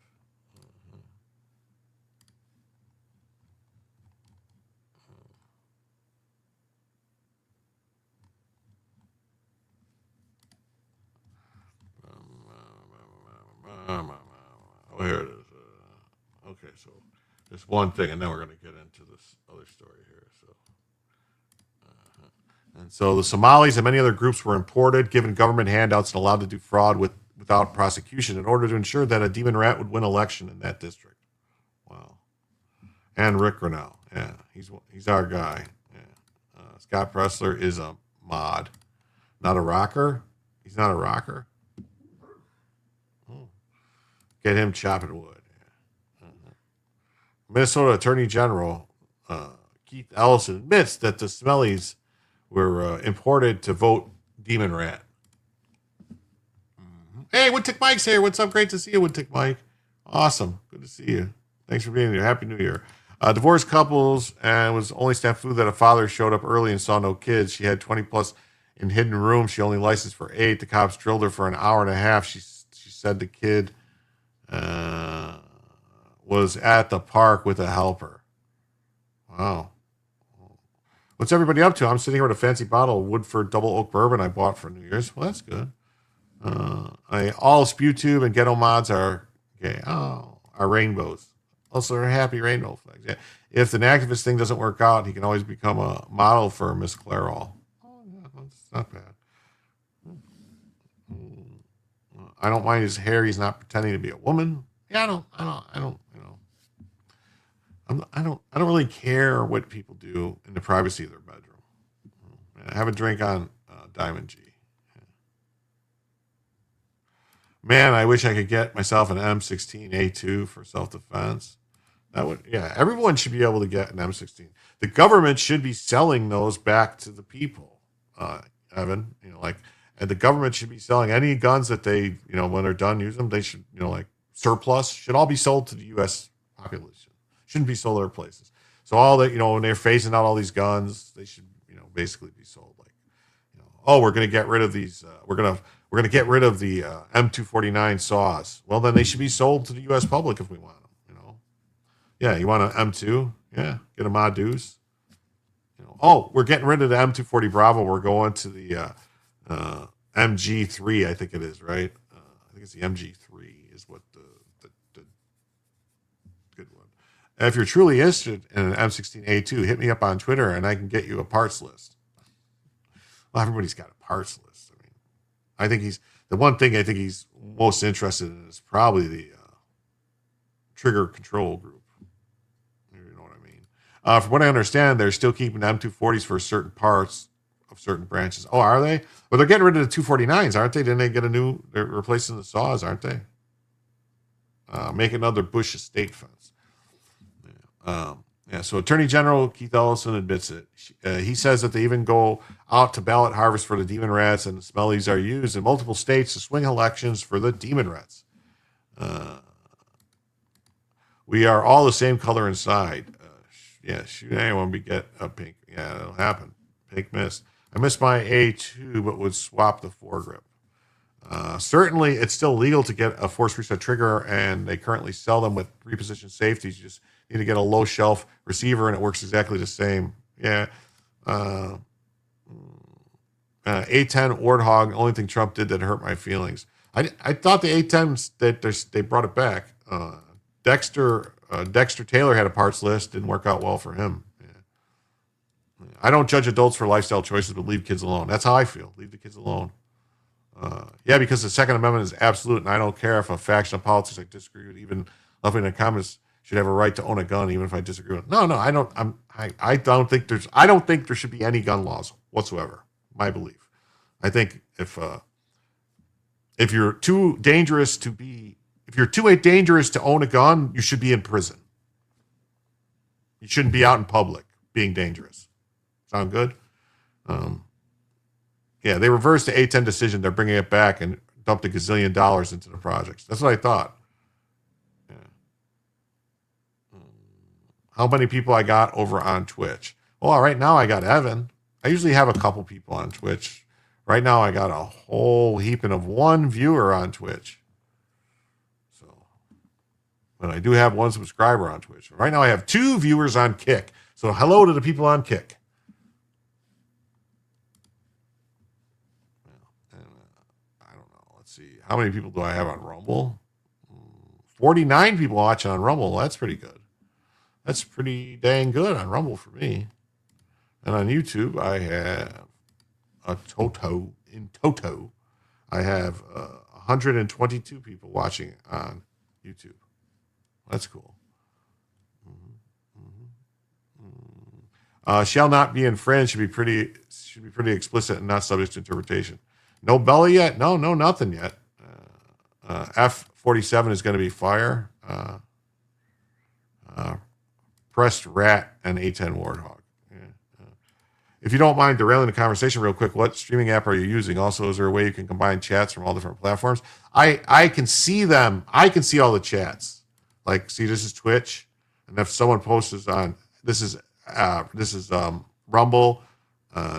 I can see X on here too. M250 assigned this Postmates will now fully replace M245, just dumping idea of saw and all, giving units that need it. SR71 is beautiful. Yes, it is. I can see all the chats. The only thing is, like, for whatever reason, when any Rumble rants, I have to actually go to the Rumble chat. I have it popped out, the Rumble chat, so I can do this, and I can see the Rumble chat like this. I can show you guys like Rumble chat stuff, so I can see the Rumble chat. So if anyone gives some membership or does a rant on Rumble, I have to get it this way. As far as the other ones, I can just see them here. Rare Breed that holds a patent for the FRT also works with the ATF to aggressively shoot. Yeah, they're going after the fucking guy. Mr. K, how you doing? They're going after the guy. What's it? The Hoffman Tactical, because of his super safety, which is seems like it's a way better, like cheaper, way better thing that does the same thing. Yeah. No, I'm saying there's a way certain streaming apps that comments will show up in every single comment section on everything you're streaming in, so we can interact with other cross-platform. I don't know. I use StreamYard. I don't know. So when the ATF wants to ban them in the next administration, they'll be able to because of their partnership with Rare Breed. Yeah, probably. The First and Second Amendment are no because national security. Well, that's what they try to say. Yeah. There's a video about it. SR71 was sci-fi beauty. Yeah. All arms should be sold as government surplus to the public. An armed public is a safe public. Yes, definitely. Bradley, for me, I live in Washington State. Need crowd control. Yeah. Quick ghetto. Put on clothes back on. We on screen. That's right. Engineers can tackle the challenges. Yeah, well. Oh, she didn't make it on time, Rachel. I saw something. I saw something. So, yeah. A reporter says you can tell us why the Somali communities are very important for the election. Well, the smelly community is critical. It's my own election. I wouldn't be in office without the smelly help. Somali voters came out in large numbers, were able to register people to vote. Yeah, so, and I think there are several thousand Somalis who were just naturalized as U.S. citizens. Wow. So that explains why there was 500,000 people in Minnesota that registered same day. What is my favorite gun? I don't know. All of them. When someone asks, how many guns should someone be able to own? My answer is all of them. AK-101? Oh. Yeah, Iraq is going to get us an NC-17 rating. But, if you ask what was my favorite gun that I ever shot, I would say the M240 Bravo was most fun to shoot.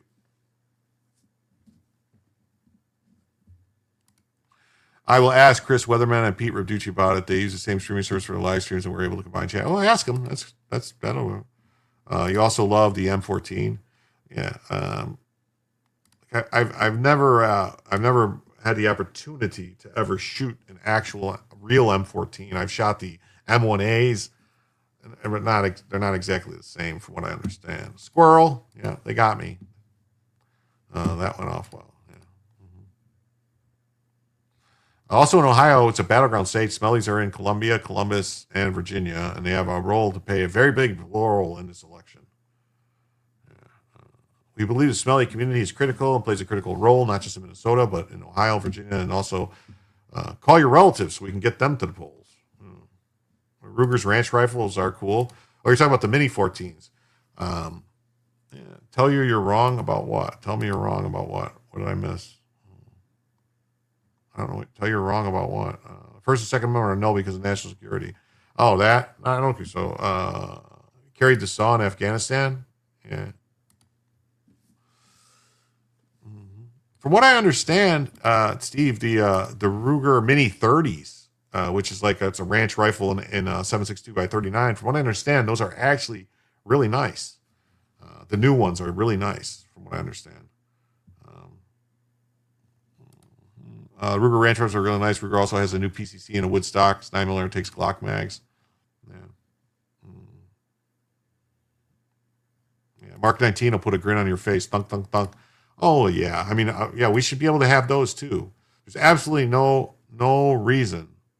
You had 5.56. No, I'm saying, but the new, I don't know how old they are, but the new ones are supposed to be really nice. But yeah, we should be able to have all that stuff. We should be able to have miniguns, M134 miniguns. We should be able to have, no problem.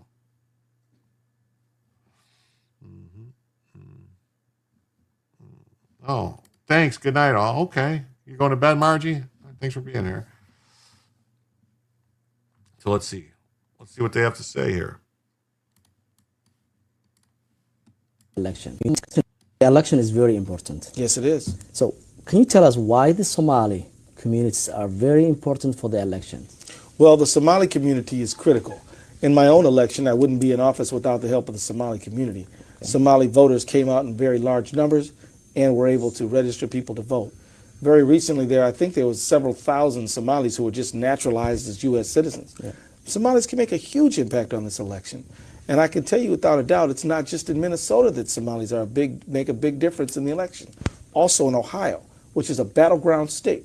Somalis that are in Columbus, Ohio, and in Virginia, all have a role, an opportunity to play a very big role in this election. And so I think many of us are counting on the Somali community to get involved, stay involved, but not just vote, help others vote.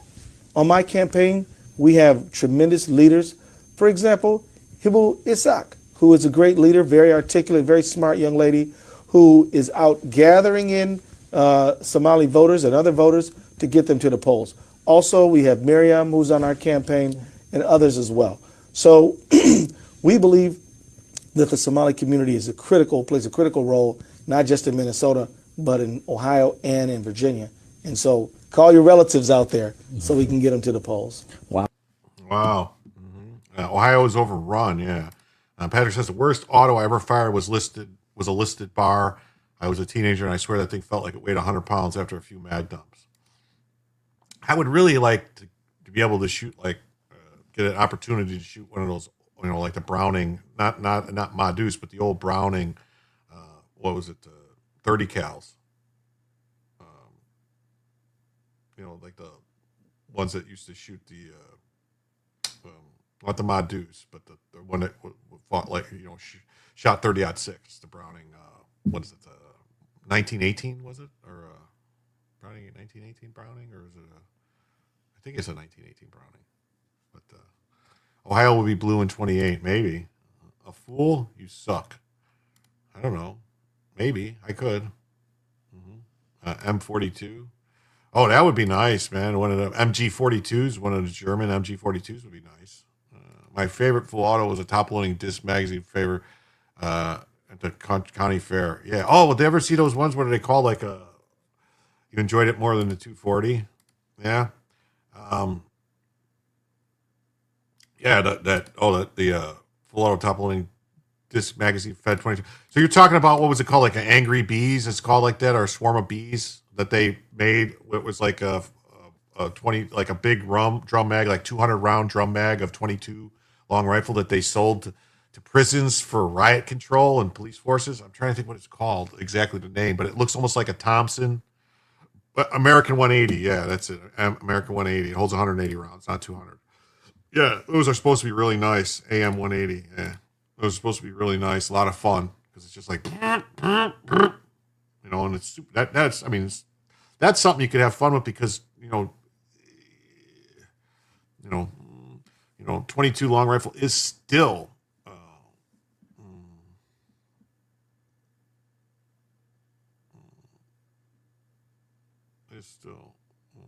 You want a 357 auto?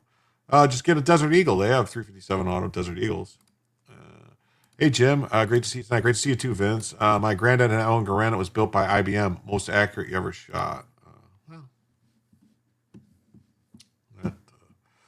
That could be it. All right. Well, let's get into a news story here. Okay. So here we go. What's this?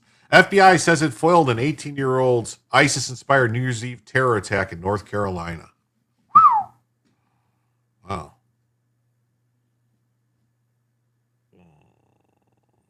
Oh, Galil is good with 308.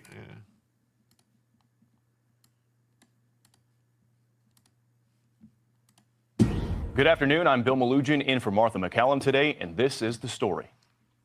Christian Sturtevant pledged his loyalty to ISIS and committed himself to killing Americans on New Year's Eve. And the feds say that attack was supposed to happen in the state of North Carolina. The suspect now in federal custody. Prosecutors say they found hammers and butcher knives in his house, plus a note about, quote, stabbing as many civilians as possible. Justice correspondent David Spunt joins us live with more on this from Washington. David, yet another big bust from the FBI. That's exactly right, Bill. And prosecutors say this plan was in the works for about a year, and it involved attacking people inside a grocery store and fast food restaurant on New Year's Eve, as you said, with hammers and knives. We got some photos from the complaint that was filed in the court. This is Christian Sturtevant, 18 years old, from Mint Hill, North Carolina. That's a suburb of Charlotte. Police said he planned to use these hammers and the butcher knives hidden under his bed. Here's the U.S. attorney there today. It was a very well-planned, thoughtful attack that he had planned and that was fortunately foiled here. He was preparing for jihad, and innocent people were going to die. And we were very, very fortunate they did not. Gloves and tactical vests, as you see right here, were also taken as evidence being analyzed by authorities with the FBI. According to officials, Sturtevant pledged his support to ISIS online with someone whom he thought was an ISIS member. Turned out to be an undercover police officer with NYPD in Manhattan. He then talked to another person he thought was affiliated with ISIS. This time it was an undercover FBI agent. Authorities had him on the radar since January 2022 when he was on social media with an unidentified ISIS member overseas. He was under 18 at the time. He just recently turned 18, so no charges were filed at that time. FBI officials say he received psychological care ordered by a state judge, but 4 years later, Bill, he is charged with attempting to provide materials to a foreign terrorist organization. If convicted, he could face a maximum sentence of up to 20 years in federal prison, but it all depends on what a federal judge ultimately will decide. What a federal judge ultimately decides. Not the FBI's. That's right. So let's see what the chat has to say about this. Okay, you only have 4 guns in there. Yeah, they're probably going to fully ban them soon. They're just going to do it. And then Rachel says, wait, I have hammers and butcher knives. Am I a terrorist? I think if you were in the UK, if you had those hammers and knives like that, they would call you a terrorist in the UK just for having those knives. I think so. High capacity assault blades. Yes. Yeah. Oh my God, I have cooking knives and hammers. Oh no, I must ditch them. Yeah. I have hammers and butcher knives in my house. Everyone does. This story is ridiculous. The story does seem quite ridiculous. I'll have to admit. I mean, this is another story of in my opinion, of the FBI creating somebody to arrest. I don't know. They usually do it to people who are slightly mentally challenged. They usually find them in mosques and cook this stuff up. You know, stuff like this. Like, oh, we got this guy. You know, my stepdad has one of those working plaque display rifle in full order. He got it, paperwork, matching parts, beautiful to shoot.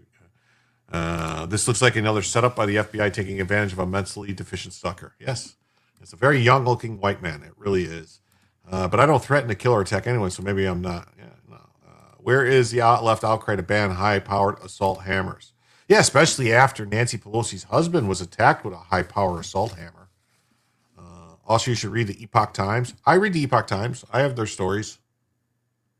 Epic Times. Epoch Times. I don't know. That guy is whiter than Jim. Yes, that guy is whiter than me. Much whiter. Yeah, just call him the social worker's therapist. He'll be released. That's right. For the hidden hammers. That's right. That's right. Uh-oh, silliness. Hey, what's up, CW? Whatever. CWDF. I know it's QW. I'm sorry. My eyes are weird tonight. All right. they'll stop doing the licensure first, and probably. I completely agree with you, Jim. Okay, that's good to know. A family man. Yes, a family man. You guys are fine unless they're assault knives.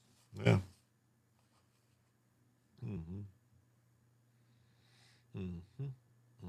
Hammers and knives are part of my person. Look up Faberware from China. Did they set it up? Looks like Faberware from Farberware from China. Maybe. I was just laughing with my wife. You never know. I may have a fillet of salmon in the bar cabinet sometime, or throw a deer up on a baby grand since my Dash Dong gladiator lives there. Okay. You need to try a CC75. Yeah, I mean, okay, here's the thing. CC75s are basically a copy of a Browning high power. That's what they are. You should really try an Israeli IWI. What's it? Oh man. The name escapes me. But basically, the Israelis copied the CC75 and a Browning and did a couple tweaks, and they put out. I can't think of what it's called, and you can use. I believe you can use CV75 mags or Browning mags in it, and it's I can't remember what it's called now. Remember when they got those mental urban dwellers to try and shoot fake rocket launchers at the airport in New York and controlled every aspect, top to bottom, like the Whitner kidnapping? Yes, I do. My granddad passed about 10 years ago. My uncle got it. It's fully functional. That's awesome. They're very liberal with what constitutes one of those components. Basically, the only thing that isn't a firearm is the stock or the optic. Oh my God. I held a CC75 while checking out a friend's collection, but never able to shoot one. The drugs kicking in. Okay. Pins that retain a trigger, for example, are considered the firearm. How do you serialize pins and springs? It's wonky and arbitrary. Yeah. Dildo hammer. Oh wow. Wow. That's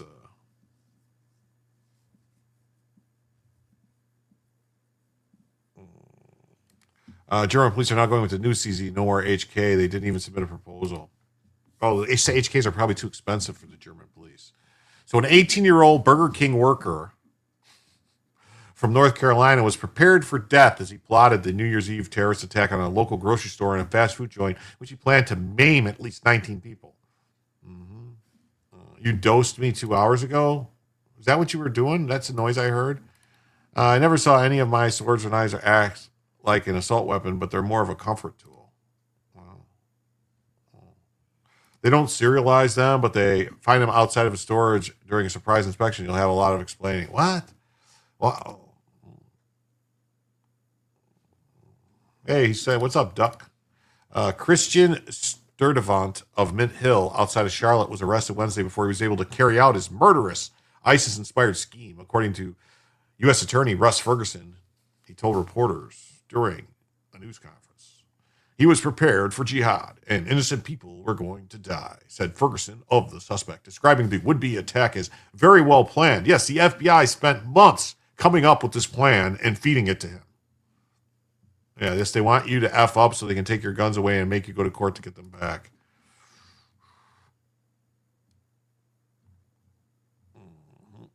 Christian Sturdivant has been arrested. He was foiled after speaking online with two separate undercover law enforcement officials, one NYPD cop and one FBI agent who believed were ISIS collaborators. Weird that he only spoke to two people online and both of them were law enforcement. Isn't that odd? The suspect who first allegedly attempted a terror attack at age 14 had been barred from being online since 2022. He began posting multiple TikTok videos in support of the terror group on December 18th, according to FBI Charlotte Special Agent in Charge, James Barnacle. Joe says, I understand my 9mm is my comfort tool. Yeah.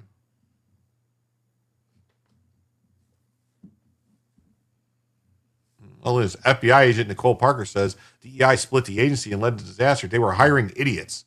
Yes, they were. That was for Paul Pelosi. Oh, okay. The FBI story. FBI story. Okay.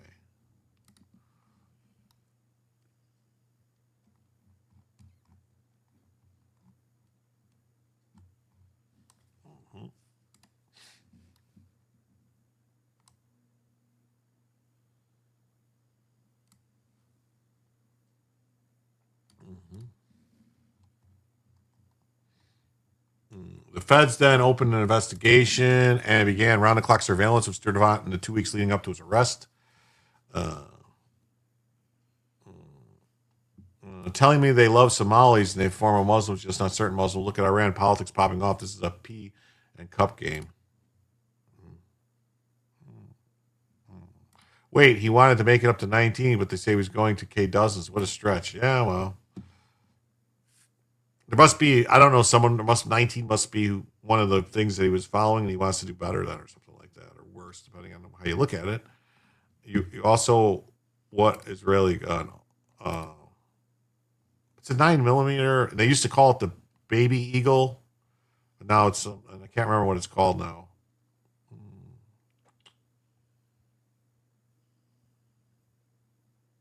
Can't remember what it's called now.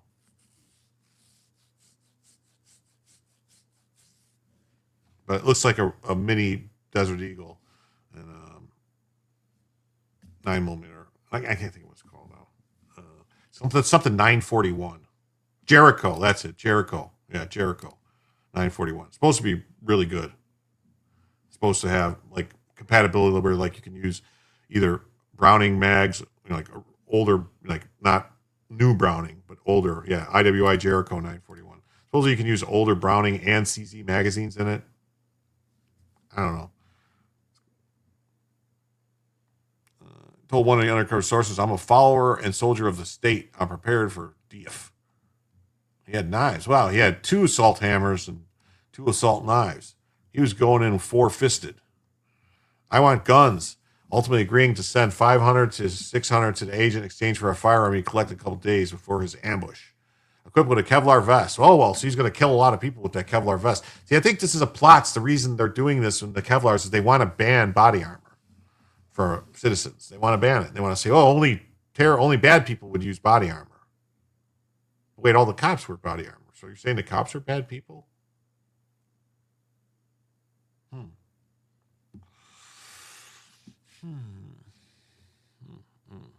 So he had hammers, knives, and a Kevlar vest. And they were preparing this people are going to attack the patrons, preparing to celebrate the arrival of 2026. 2 butcher knives and 2 hammers were found under the suspect's bed. Oh, my God. Oh, my God. Oh, my God. He had them under his bed. Several years of a chat. How many are you going to take out, champ? I don't know.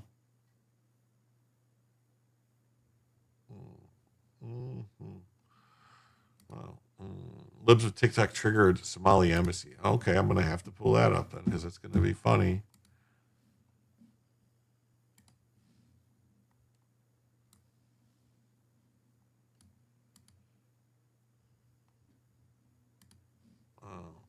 Hide hammers under your bed. Wow. 19? Oh, okay. Oh, okay. Okay, at least. All right. Did you know Roomba can hold almost a pound of tannerite? No, I didn't know that. That's good, pesky citizen. Great to see you tonight. The New Year's attack. Wow. And he was he spilled stuff all over it? What's all over it? Why does it look like somebody filled in certain things that he didn't have on there? What's this snarf? I don't know. YouTube thing. A note titled New Year's Attack 2026. Wow. A handwritten note titled New Year's Attack 2026 found in his bedroom trash can, included a section labeled Martyrdom Op. In that screed, Sturtevant said he planned to attack police once they arrived. Another scrawl found on the bin was titled Manifesto of Jihad. The papers detailed Plan A, or Burger King Jihad, and Plan B, a grocery store jihad. Now, why wouldn't Burger King be Plan B? So maybe he was just upset with his workplace because he worked at Burger King. I don't know. So he was going to injure 8 or more. In the second plan, he wanted to injure 11 or more, and finally claims attacking vital spots in his victims' bodies. Wow. He pledged himself to ISIS and committed himself to killing Americans on New Year's Eve, Barnacle said. Barnacle. Equipped with paper mache vest and splitters. Yeah, maybe. with Kluzkinski, maybe. They forgot the pickles on his burger. Or maybe he was allergic to pickles, and they put pickles on there. Crazy German actor. Yeah. He wanted to have things his way. Yeah. Oh, definitely. The suspect is charged with one count of attempted material support of ISIS and faces up to 20 years behind bars if convicted. He appeared in Charlotte federal court Friday morning and was held without bail. As a 14-year-old, he prompted an FBI probe in 2022 when he tried to leave his house dressed in all black and wielding a hammer and knife to kill a neighbor. His grandfather was able to restrain him and bring him back in the house. He started receiving psychiatric treatment following an incident and was kept off social media while his family kept knives and hammers secured and away from him.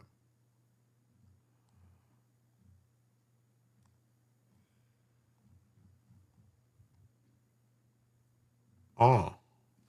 Yeah, I mean, everyone, you guys remember there was a terror attack last New Year's Eve in New Orleans. This says a video from the incident on January 1st, 2025 in Bourbon Street where that, it was a dark-skinned terrorist that did a drive-through, like drove through stuff. Yeah, this guy has always been ducking futs. Yeah. But there's no actual is. Maybe. There was a guy in Seattle outside Space Needle with a shotgun and a Glock with a bunch of mags and shells, also wearing an attack vest that got stopped by the cops on New Year's. Oh, cool. They were not saying much about it. Seems like it could have been an attack, and he was a Muslim name. Yeah, well, that's what they'll do. They won't say nothing about it, though. Despite those precautions, the suspect was allegedly radicalized by reading ISIS materials online and began engaging with other terrorist sympathizers on social media. Yeah, but those terrorist sympathizers were actually just agents. One New York cop and one FBI agent. I mean, that's probably all the people in these chat rooms are all cops.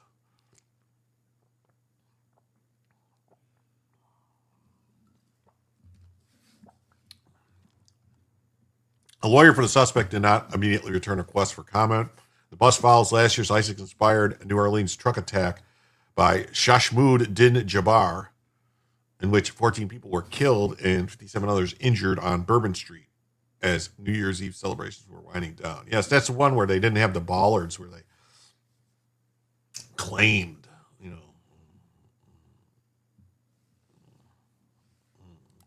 I think as crazy as the hammer and knife method sounds, that's part of the MO. It's the terror behind the attack. It's the fear it puts into people and the waves it creates. Okay. Not kosher, halal? Maybe. So here's another part of the story. It says that a judge has denied the FBI's request to have the 18-year-old involuntarily committed when he threatened to harm himself and others. He went on to plan an extensive ISIS-inspired massacre. So wait. This was before this happened. They tried to have him committed, and a judge said no. And so then the FBI just kept talking. So the FBI knew he was nuts and all this stuff, and they just kept talking to him. And I'm sure entrapment's a big part of it. I'll bet you they've been watching this guy since his early teenage years, getting caught trying to sign up for terrorist summer camp. Probably. He went on to plan an extensive ISIS-inspired massacre that would have killed a significant number of innocent men, women, and children. There's no reason this person should have been out on the streets. These judges must be held accountable. Originally, I think it is notable, as part of their efforts, the FBI took Mr. Sturdivant to a state magistrate judge to try to have him involuntarily committed. And that was because he had threatened not only other people's lives, but in the process said that he planned to die by a policeman shooting him. So he had threatened other people's lives and self-harm, but the state magistrate judge denied involuntary commitment. Fortunately, the FBI did not give up then and continued to build a federal case and get the evidence they needed to charge him and detain him. Wow. And keep everyone safe on New Year's Eve. That worked out really great that it happened right before New Year's, where that's where his planned attack was, that they were talking to him. Yeah. And they waited till he was 18. That's crazy, right? Yeah. The guy on a list, and they watch him for years, and they can feather in Trump's cap to stop a terrorist attack. Yes. That's why I'm so cynical, man, but I think that's what it is. By the way, you can get help from others who report the news for your independent.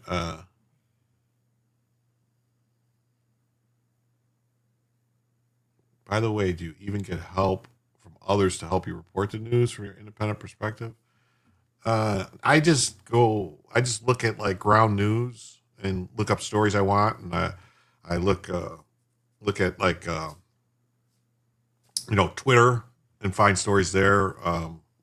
Do other stuff, like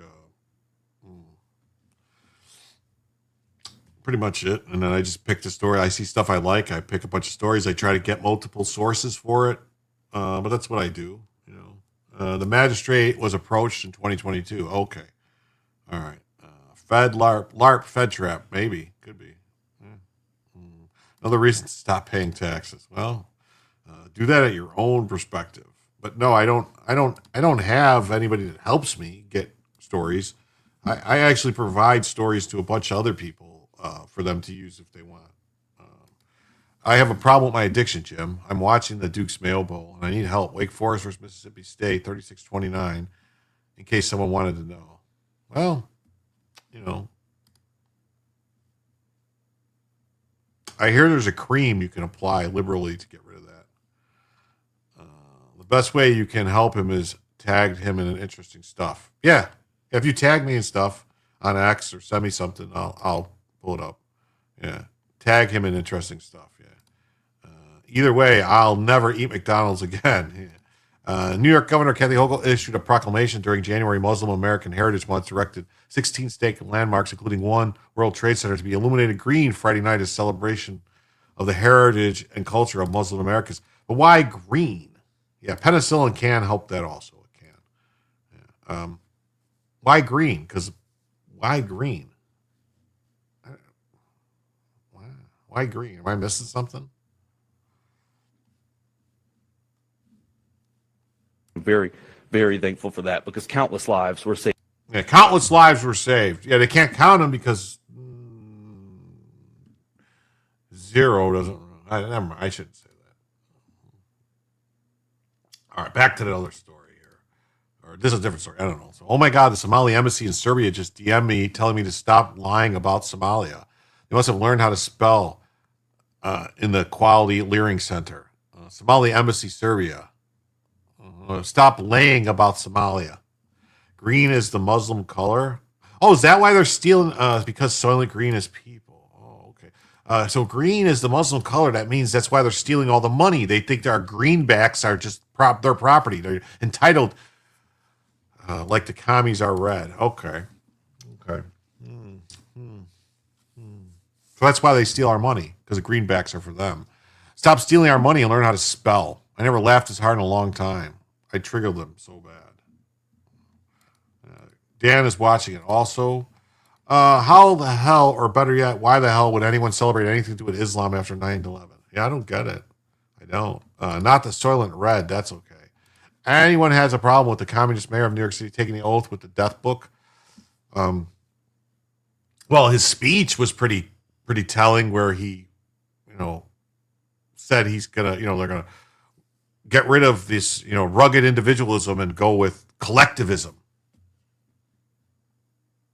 Communism. That's why it's called the Red-Green Alliance between the commies and the Muslims. Oh, hey, Dr. Meganaut. What's up? Great to see you. For the science. It's not the individual they're going to snuff. It's all about the collective. That's right, the collective. One of us. One of us. Yeah, it's crazy. It's crazy. Yeah. Let me see real quick. We'll pull this up. Kind of off the rails tonight anyway, so.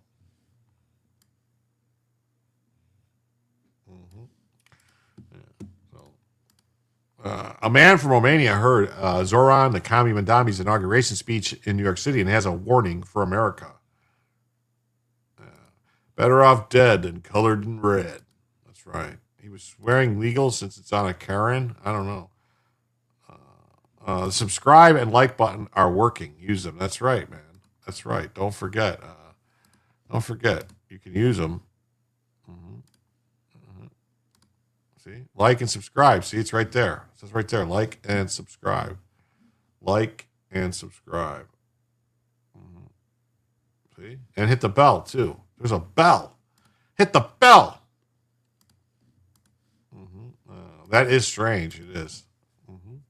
It is strange. Ironic that the World Trade Center is lit up for Muslim Month. It is. It's ironic. Isn't it ironic? Don't you think? Don't tell me what to do, Jim. You're not my real dad. Well, I did sign those adoption papers. So he says that Mandami uses the exact same words they heard before the socialism crushed their country.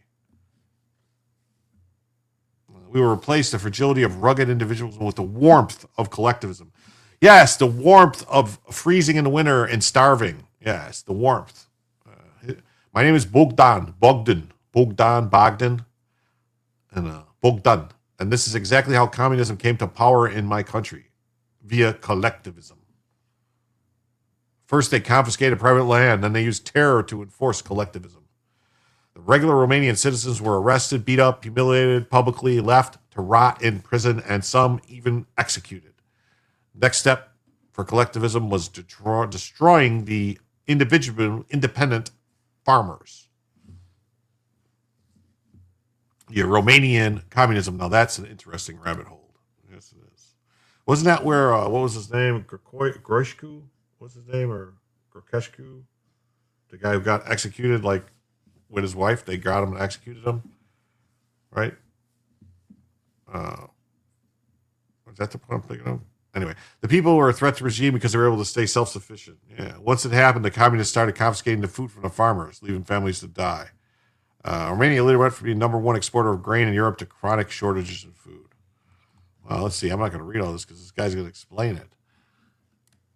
He's going to explain it to us. We will replace the frigidity of rugged individualism with the warmth of collectivism.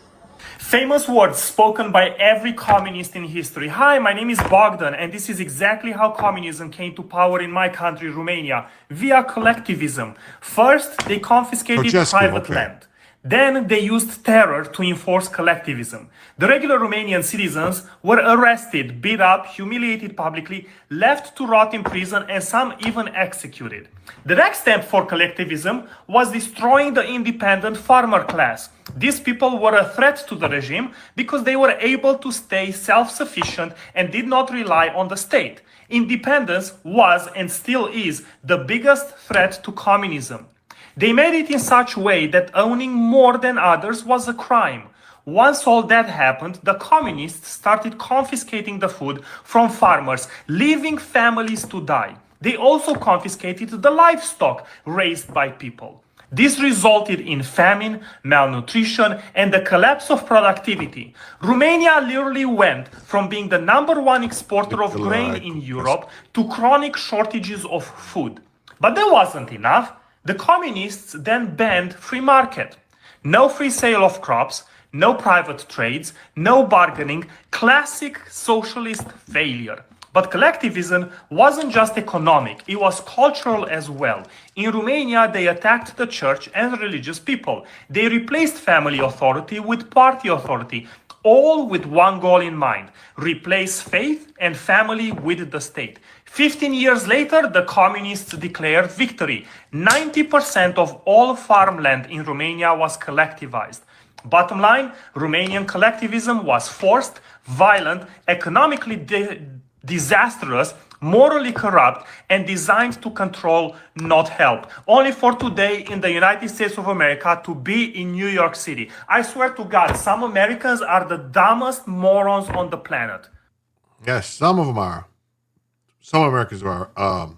Anyone who voted for, collectivism equals communism for sure. Yes, that's what it all is.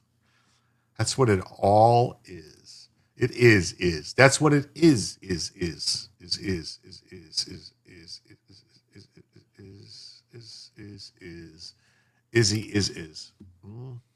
He's right. Yes, he is.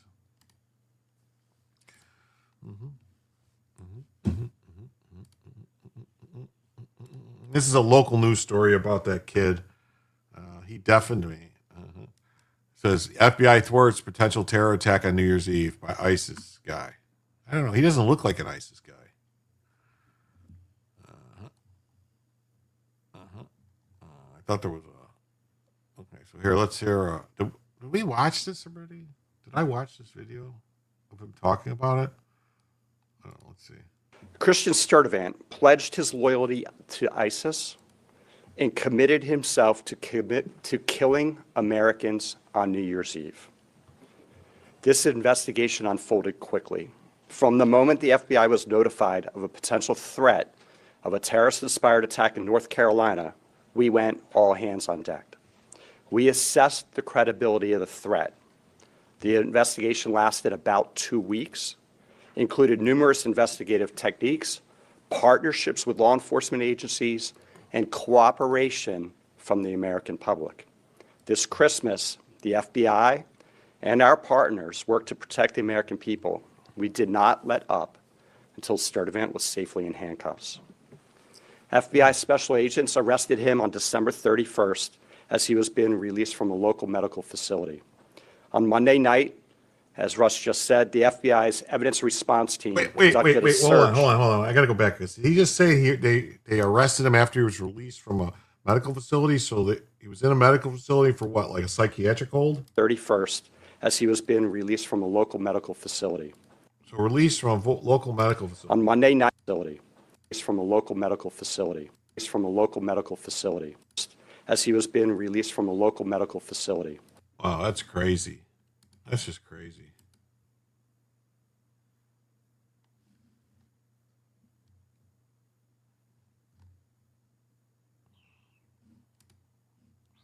Oh, so now then the FBI had to give a speech about it too.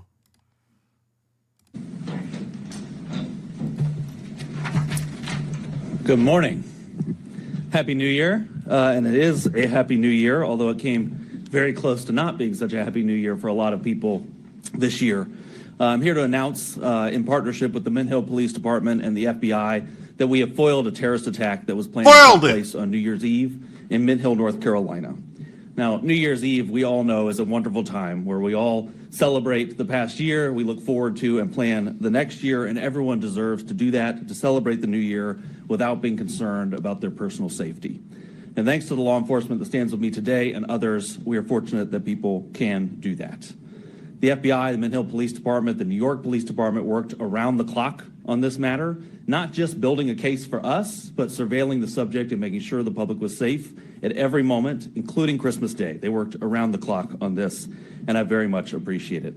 The defendant here lived in Mint Hill. The planned attack was to take place in Mint Hill. And I want to thank Chief Joe Hatley of the Mint Hill Police Department for being with me here today and for your work over the holidays, Chief. I really appreciate it. I'm sure you know Jim Barnacle by now. He's the special agent in charge of the FBI for North Carolina. The FBI worked tirelessly on this case, and I can't thank you enough for that. Yeah, they worked tirelessly on it. They spent months and months and months trying to coax this guy into doing something. How many people are we going to find out at the Safeway counting down for New Year's? Yeah, give me a break. Move along. There's nothing to see but BS. That's what I say. Like, I just know. This is the Barnacle guy. Yeah, he's a Barnacle. He sure barnacled on his way there and latched on to try to get somewhere. All right, let's do this. Look at this. Oh, U.S. targets ISIS in Smelia with multiple airstrikes over 4 days. So, if we can't get rid of the fraudsters here, I guess we're going to go after where they're sending the money in Smellyland. So, the 4 days in a row, U.S. African Command confirmed airstrikes on ISIS in the country on Christmas Eve and Christmas, marking 4 days of operations.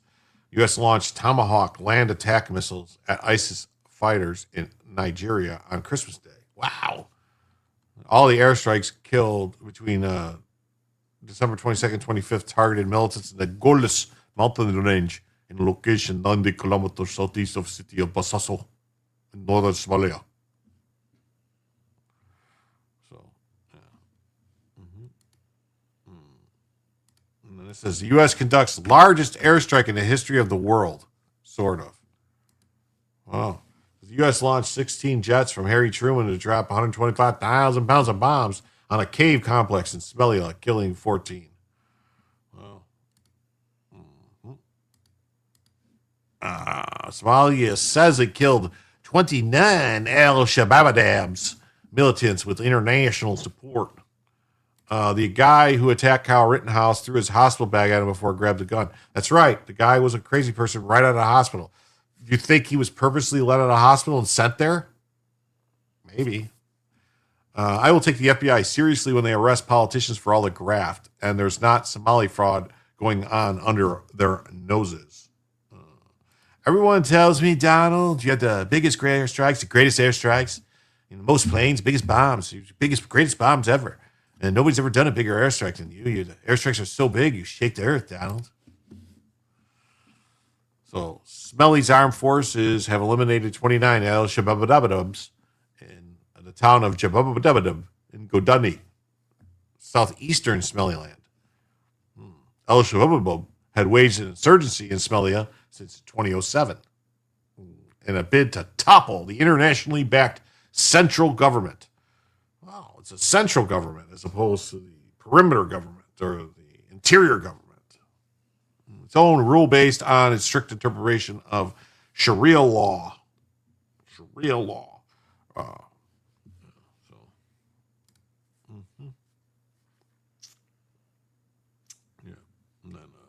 And then you got MTG over here calling for a tax revolt.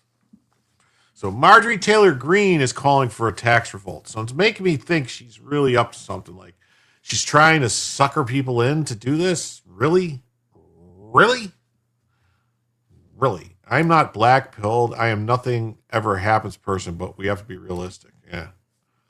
I remember one reason the Forever War was fought was to keep the bulk of Islamic terrorism focused in Asia instead of here. Now it's here. It's crazy. It's crazy how things never work out the way we think they're going to work out.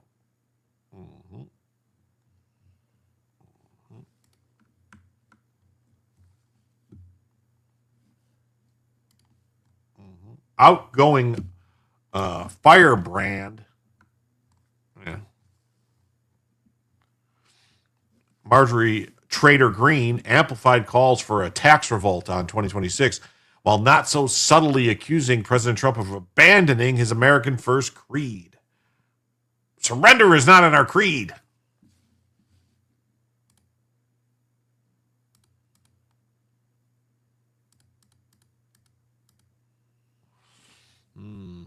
Surrender is not in our creed.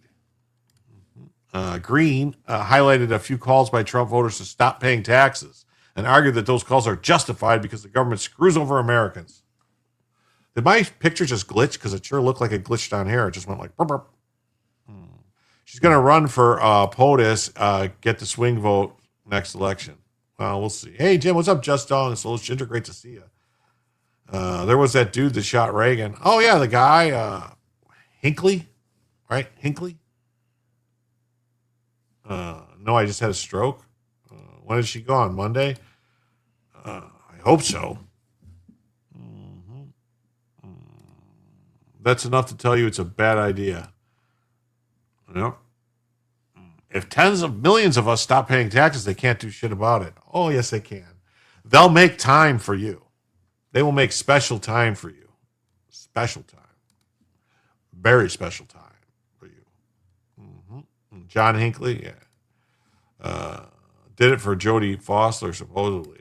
Well, I thought maybe since his brother was having dinner with one of the Bushes, and their family is like connected with the Bush family, and Bush was vice president, maybe there's something there. Maybe.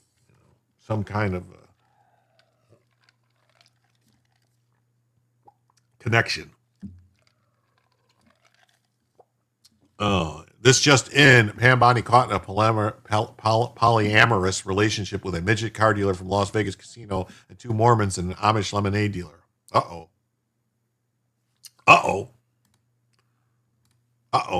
Prosecuting tens of millions, come on, that ain't happening.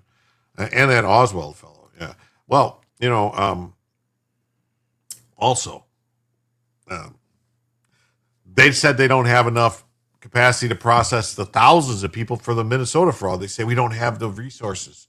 So the government that has unlimited resources for all this shit that we don't want them doing doesn't have the resources to prosecute the people stealing our money.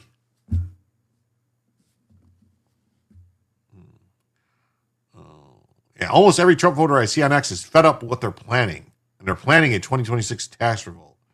I haven't seen anybody, except for this is the first time I've seen any of this crap. If the IRS isn't busy, they'll be all over your ass. Yeah. They'll make time. Just like, remember, I don't know if you guys ever, I'm sure almost everybody in there is seen the movie Heat, all right, with Robert De Niro and Al Pacino. And then when, I can't think of his name, the character, but when he was getting ready to leave, and then they had, the guy who turned in, like, the guy who was a crazy guy who was killing the hookers was with the guy that tried to, Van Zant tried to betray, what was his name? Damn it, my brain is fried right now. I cannot think of the guy's name. The character, and he smoked that dude. Yeah, but and he told him that the guy goes, "Oh, he's on the run." He goes, "No, he'll make time for you." He's like, "He'll make time for you." The IRS will make time for you. Just doing my part for the collective. No Bella, no peace. Well, tonight has been a very free show, per se. So it is what it is. I believe that would fit the definition. Well, why are people so scared to take a stand? It's the reason they will win. No one's prepared to take a stand. You're thinking about that scene from Boondock Saints where he shoots the cat and his junkie girlfriend gets upset and he goes, "What's her name?" He's like, "I'll shoot myself." He said he'll do it to himself in the head if you say the cat's name. And then he says something to the other girl. He said, "Shut your mouth. There's not a cat walk around the block without bumping into 3 guys who you haven't done something to." They only work 3 months a year, 8 months left to chase us down. Yeah. John McCain? Yeah, that's his name. For the collective. On Game of Thrones, dudes got smoked. What? Every Trump voter she sees is fed up and planning a tax revolt. What? It's because Americans work their asses off. Oh my God. This one, she is really not Val Kilmer.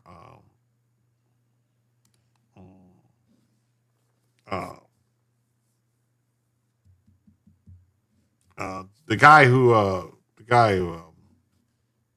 was Robert De Niro's character who they said it would make time for him, Van Zant, and he got him.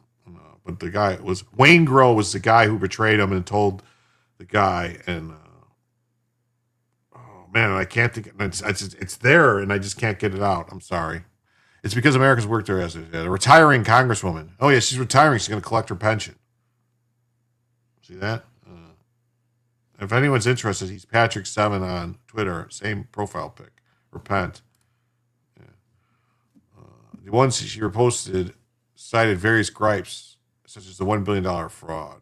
If tens of millions stop paying taxes, we will act to fix this crap. Don't you get it? The message that we'll send? The guy who is buddies with all the cops. You're talking about in... I'm confused. No, that was Henry Rollins was the guy who was turned into cops, and then the cops came to get him, looking for Slick and all them. Among the posts from Green was a clip from pundit Andy Frisella's viral anti-tax rant this week, in which he fumed against the rampant fraud in Minnesota. MTG will be signed by the View next year. Did you cover that De Niro was going to leave New York City? I was late to the show. No, I didn't even hear about that. Why is he going to leave? Because of the communism? The problem with everybody not paying taxes, as soon as you can't stop and go taxes up for a minute, they will still charge you at the end of the year. Yeah. MTG went mole. Yep. And what's up, Merce? Hey, Merce, great to see you. AZ Merce. Great to see you. I didn't even notice that was you. It's not like you can go, okay, everybody stop today. Paying taxes doesn't work like that. Yeah. Mm-hmm. We're being replaced with the dollars we work our asses off. They're taking those dollars and giving them to other people. This is crazy. MTG is a woman that couldn't hear the truth. She was not winning the Senate or governor seat. She said, thank Trump instead of this BS she's doing now. Let her run in purple Georgia without Trump. Lol. Yeah. Macaulay. Damn autocorrect. Yeah, that's right. Oh, yeah. Macaulay. No, they're going to take half of De Niro's money. Yeah. You know who else had a great role in and that was the guy who was setting up the scores for him, which was and set up the stuff which was John Voight, great American patriot, John Voight, Angelina Jolie's father, and a staunch conservative. These MFers open up a daycare getting $10 million. This is insane. Yeah. See, MTG's just mad because she no longer got to go to these places and stand next to Trump. That's all she's mad about. She got left out in the cold. Loosely based on true story and crook. Yeah. When I think about taxes, I close my eyes and imagine myself as the guys ended the movie in Casino being beat to death with bats in a cornfield. Okay.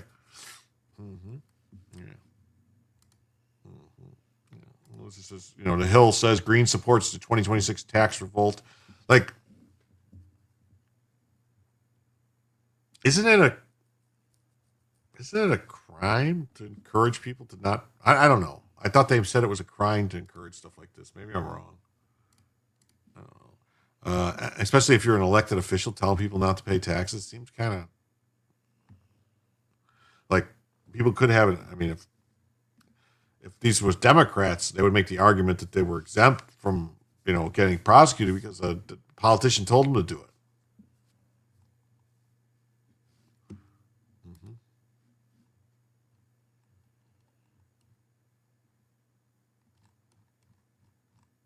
Okay. And then on to this story. I don't know if you guys saw what was going on in Iran. Oh, subscribe. Yeah, Gateway Pundit, you're really pissing me off. I subscribed and I paid you money. Where is that law? I don't know. There's some kind of law about encouraging people to violate federal law somewhere. MTG is going to milk them teeth. I got a feeling they're going to be the next Candace Owens, or she's going to disappear. Yeah, something. Probably disappear. When is her announcement of party switch, and when does the View start? I don't know. Soon, I think so. Soon. So, Iran's regime kills protesters as unrest and calls for regime change spread nationwide. That's right. So Iran is killing protesters, and also as part of this story, Trump said that if Iran starts killing protesters, that the U.S. is going to intervene militarily.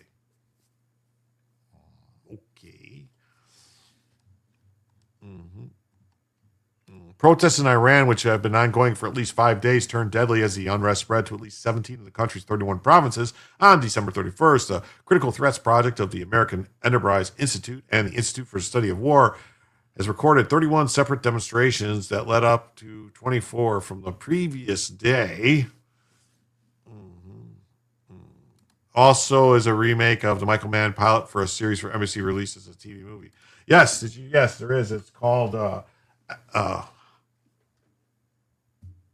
Hollywood Undercover or something like that, or Hollywood LA Undercover, LA something or other, LA something or other, and it was a test pilot. And there's one actor in that's in both the pilot and Heat the movie. There's one actor, and he doesn't play the same role in both. He plays one role in the pilot movie and then a different role in the and he doesn't play one of the main characters, I don't think, if I remember correctly. I think he plays one of the cops, one of the detectives, one of the cops in Heat, and in the LA Undercover or LA something or other it was called, I can't remember. LA Takedown. I think it's LA Takedown, I think it's the name of it. I think in LA Takedown he plays Wayne Girl. Anyway, I can't believe they want to replace one-armed bandits in Gaza with one-armed bandits. That's crazy. Yeah. What are we doing here, playing Hollywood Squares? I don't know. My brain is LA Takedown or LA Crime, whatever made in LA. We were talking about Heat, and I brought it up, so it's my fault. So deadly protests, 31 separate demonstrations, up from 24 the previous day. The demonstrations erupted after Iran's currency, the rial, plunged to record lows, sharply increasing inflation and living costs. What began with protests by shopkeepers at Tehran's Grand Bazaar, quickly spread to cities including Isfahan, Yazd, Zanjan, Qudust, and Fasa. As the unrest expanded, Iranian security forces escalated their response. Live ammunition was used to disperse protesters in Fasa and Qudust, particularly in smaller and rural areas where the regime has historically struggled to maintain control, while water cannons were deployed against demonstrations in Hamadan and Arak, despite Iran's ongoing water crisis. The violence turned deadly in several locations in western Luristan. State media reported that a 21-year-old member of the Basij paramilitary force was killed and 13 others wounded during clashes. At least one protester, a 37-year-old Darushi Ansari Bakatalvadandabad, was shot dead by security forces in Ful Ashardar, Isfahan province, with reports of additional fatalities in Lordagan and in southern Fars province. Security forces opened fire as protesters attempted to storm a government building, injuring several officers and leading to multiple arrests. It says Xander Berkeley played Wayne Grow, TV, and Ralph in Heat. See, I knew I was right about something.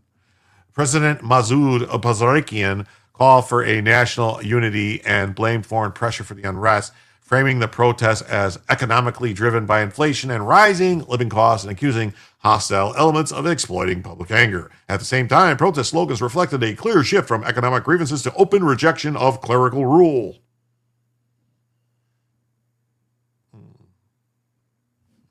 They should be protesting for proper names for places they live. That's right. Names that I can pronounce would be great.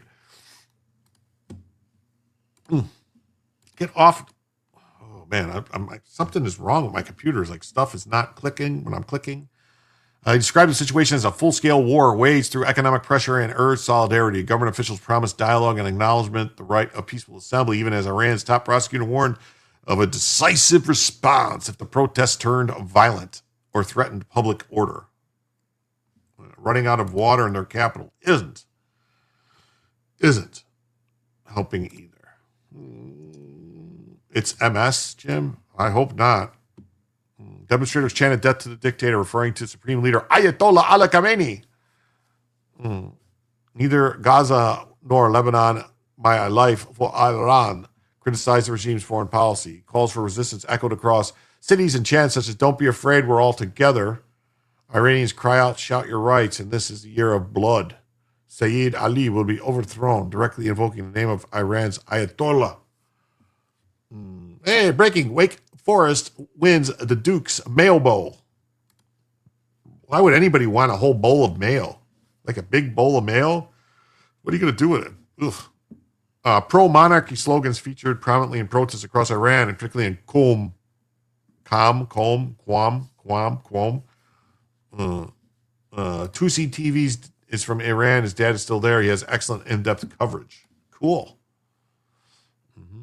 And they want to bring back the Pahlavis and Javid Shah. Some invoked Persian mythology, chanting, "The Shah is coming home. Zahak is overthrown." Reza Pahlavi is the son of the last Shah and heir to the defunct Peacock throne. He lives in exile in the United States, become increasingly vocal about supporting Iran's opposition movement. Some Iranians, particularly monarchists, view him as a potential alternative to the current regime, though he represents only one faction within Iran's diverse opposition.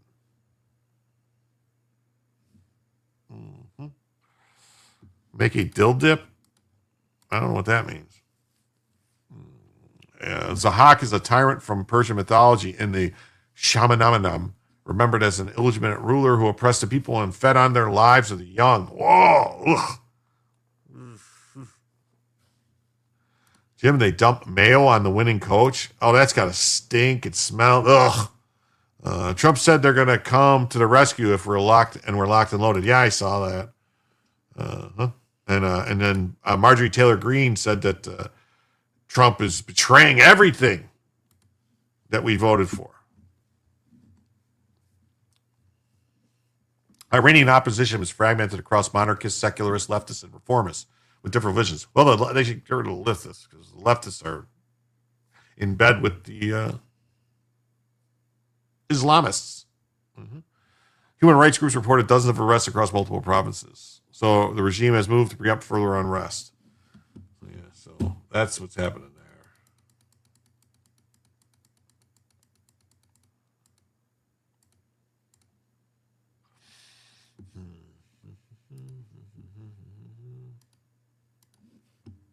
And Trump threatens attack on Iran. U.S. locked and loaded to defend protesters.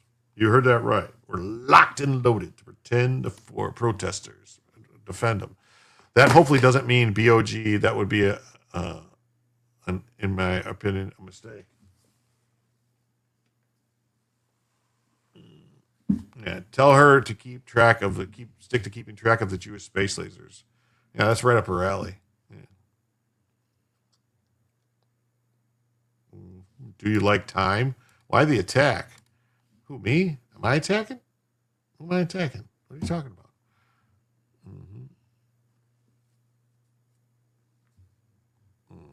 about? President Donald Trump announced in a message on his website, Truth Social, on Friday that the United States is ready to intervene to rescue anti-regime protesters if Iran government attempt to brutalize them.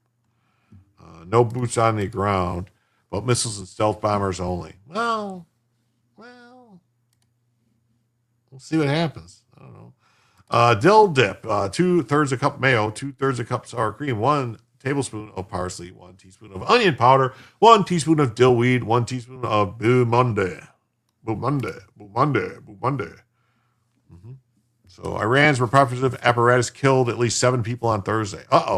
Protesters continue attacking regime institutions, including attempting to burn down a police station. Wait a minute, they tried to burn down a police station? Didn't that happen in Minnesota? We didn't do nothing about it. Wowzers. If Iran violently kills peaceful protesters, which is their custom, the United States will come to their rescue. We're locked and loaded and ready to go. Wow. Okay. So that's what's going on there with that. And then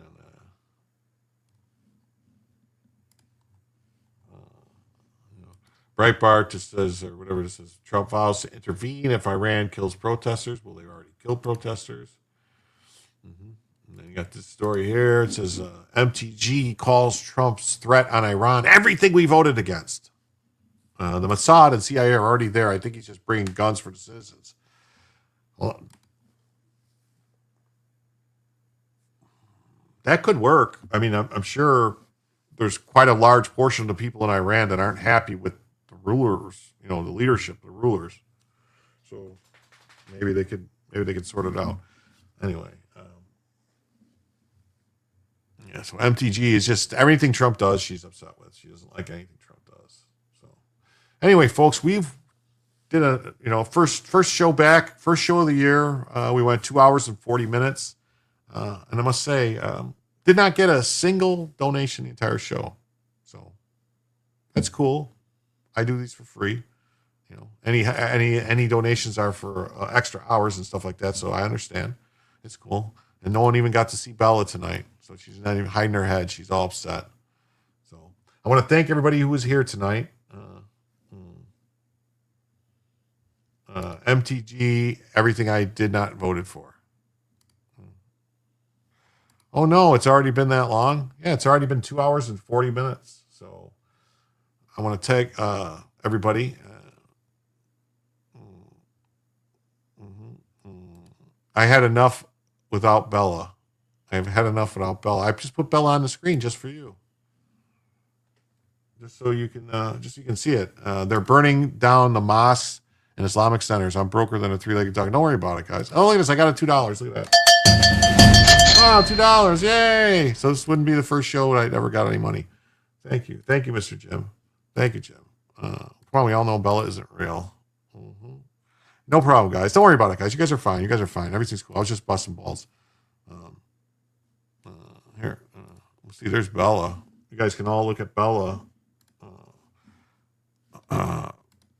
Check her out. There she is. There's Bella. Just for you guys. Merry Christmas. No problem. You guys are fine. We appreciate it. I don't have to show you the fake dog. Okay. I don't have to show you the fake dog. Bella. Bella, get up, Bella. You're making me look bad. They think you're fake. See? She's very attentive. Wow, it does not seem like that long. Time flies when you're having fun. Thank you so much, Jim, for sharing the news. Search for the rest of your class. Great job once again. And Miss Bella. Yeah. Bella. Hey, Bella, get up. Bella. I don't know. Maybe she isn't real. Maybe she is a fake dog. I don't know. Wow. That's crazy. Maybe she is a fake dog. I don't know. That's nuts. She won't even move. She won't even move. That's nuts. That is nuts. That's nuts that she won't move. That's crazy. Wow.